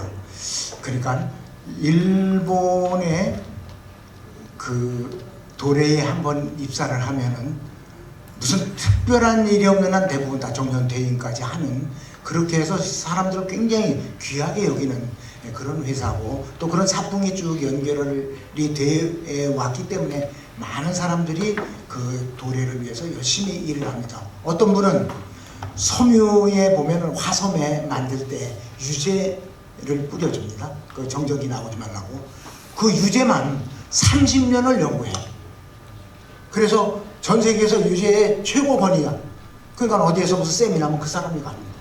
그 사람 부장인데 30년 됐지만은 그 부장급이지만은 연구원이야. 그래도 급여는 똑같이 부장처럼 그렇게 대우를 해주고 또 그만한 처우를 해주는, 그만큼 그 사람을 굉장히 아끼는 데죠. 이 도레이는 가보면은 미래를 위해서 많은 투자를 하는데 그 중에 인재 양성하는 프로그램들이 굉장히 많습니다. 지금 우리 nem치 아니라 우리 한국에 한 40여 명의 일본 친구들이 와서 한국을 공부하고 한국의 비즈니스를 같이 연구하고 그렇게 하고 있습니다. 우리 도레이 한국 사람들도 한 10여 명이 일본을 가서 같이 공부를 합니다. 그쪽 연구소에도 가 있고 뭐 현장에도 가 있고 그렇게 해서 서로 이 콜라보레이션을 할 수 있게끔, 그래서 육성을 하고, 거기 갔다 온 친구들이 한국에 오면 일본의 많은 네트워크들을 다 이제 같이 연결해서 서로 같이 화합도 하고, 뭐 연구할 게 있다 또 뭐 상의할 게 있다면 바로 같이 상의를 할 수 있게끔 그런 네트워크를 만들어주는 것이 도레이고, 또 이제 어떤 의미에서 보면은 이제 그 도레이에 그 여러분들 그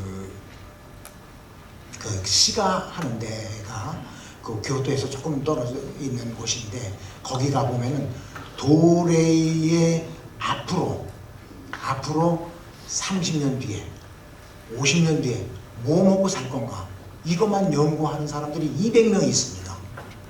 가마쿠라라고 하는데 가보면은 앞으로의 세대는 바이오 시대다, 또 그런 그 의학의 시대다. 거기는 미국에서 석박사를 한 사람들 40명을 포함해가지고 한 200여 명의 박사들이 연구들을 하고 있어. 의료, 의학 이런 것들. 지난번에 임원회의에서 발표를 합니다. 소장이. 근데 걔들은 목표 생산, 그러니까 그 메인 생산 목표 2037년. 내가 가만히 보니까 나 죽은 뒤야. 그렇게 장기 플랜을 가지고 사업도 하고 인재도 그런 식으로 양성을 해서 또 이렇게 경쟁사에 왔다 갔다 하는 그런 것들이 일본에 최근에 좀 생겨 있지만은 거의 없다. 그래서 한번 도래는 영원한 도래이다. 뭐 그런 얘기도 있을 만큼 복리, 후생 이런 부분들에 대해서 남한테 떨어지면 그게 안 되잖아요. 그러니까 적어도 그 업계에서는 단연 톱에 대우를 해주는 그런 것들이 인재를 육성하고 양성하는 그런 과정이 아닐까. 제가 매년 그 4월달 되면은 일본의 과장급들 한 200명 쫙 모아놓고 강의를 합니다. 그게 뭐냐?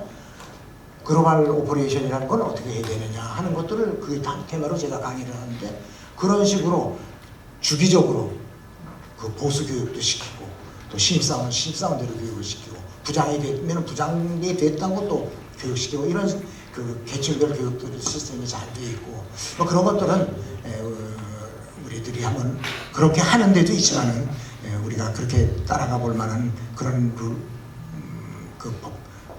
습관이 아닌가 이런 생각이 듭니다. 좀 대답이 조금 좀 부족한 것 같습니다만. 이제 정말 마지막으로 딱 한 분이 예약을 하셔서 마지막으로 네. 안녕하십니까. 반갑습니다. 마지막입니다. 회장님 강의 잘 들었습니다. 50년 동안 강의하셨는데 저는 30년 동안 오늘 질문을 기다렸습니다. 질문이 사실 많은데요. 두 가지만 드리겠습니다. 죄송합니다.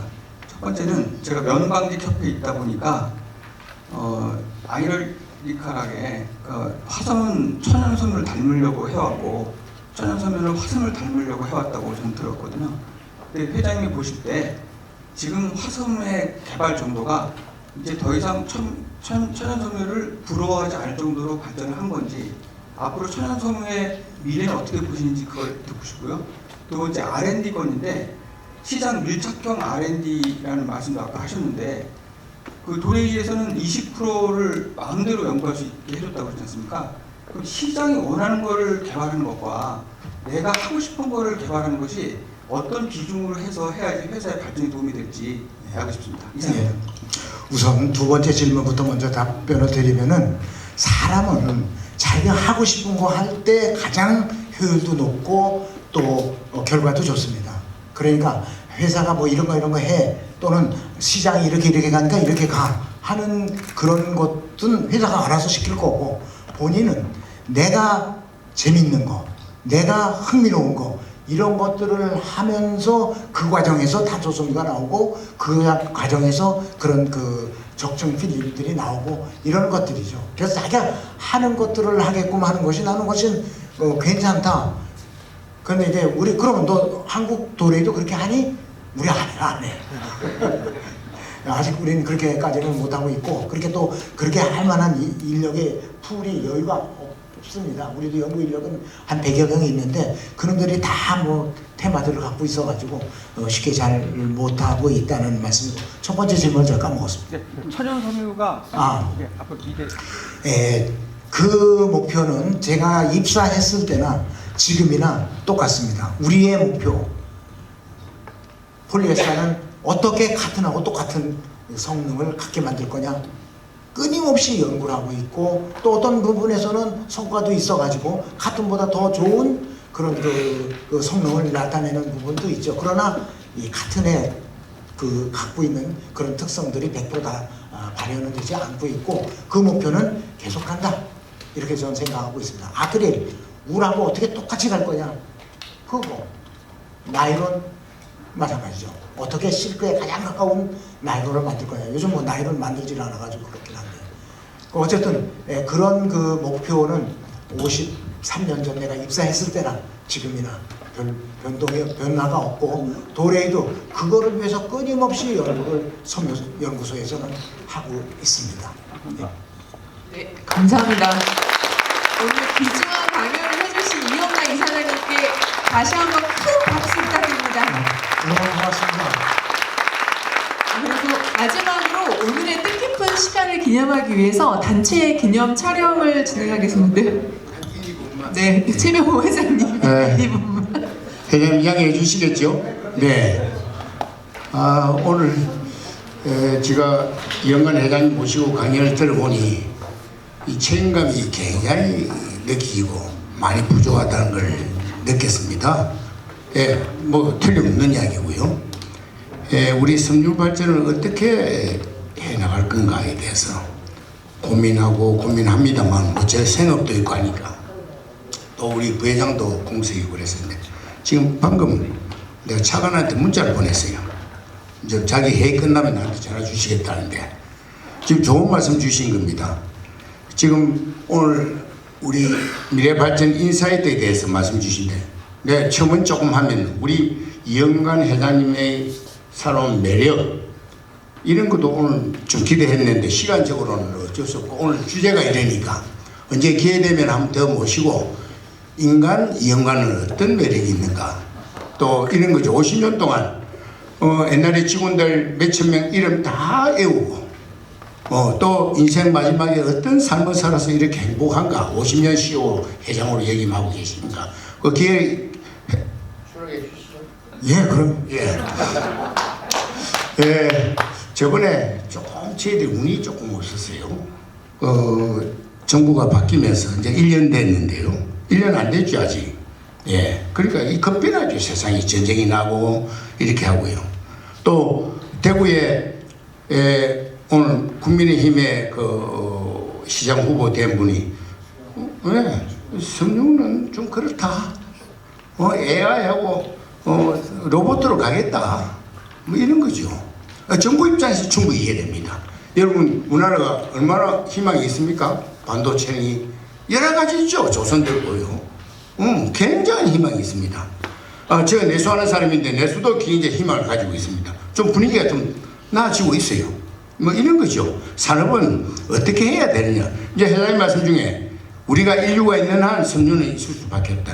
그런데 중간에 꺾일 수도 있습니다. 우리가 생각에 따라서. 뭐 일본이 보십시오. 전자제품 됩니까? 반도체 있습니까? 우리나라는 월등히 우수한 그 산업 국가죠. 그래도 되는 건데요. 이제 우리가 지금 굉장히 골든타임이 얼마 안 남았다는 말씀에 저는 굉장히 책임감과 어떻게 해야 되나 뭐 어떻게 될지는 모르겠습니다만 제가 2분 미안합니다. 그래서 오늘 진지한 말씀 이래 많이 주시는데요. 굉장히 우리 변화하려고 노력하고 있습니다. 우리 주 회장하고 있을 때도 그랬고 그런데 이런 자리가 이런 공간을 이용해서 좋은 말씀 주신 거예요. 이런 토론도 하고 끊임없는 강의. 거기 우리가 오늘 주제하는 그거죠. 인사이트 미래 발전에 대해서 앞으로 저희들도 노력하고 그러도록 노력하겠습니다. 대단히 감사합니다. 감사합니다. 자, 찍겠습니다. 자, 네, 찍겠습니다. 하나, 둘, 셋. 네, 말등 한번 해. 화이팅! 자, 우리 섬유 산업 미래를 위하여 화이팅! 말등! 화이팅! 할 수 있어!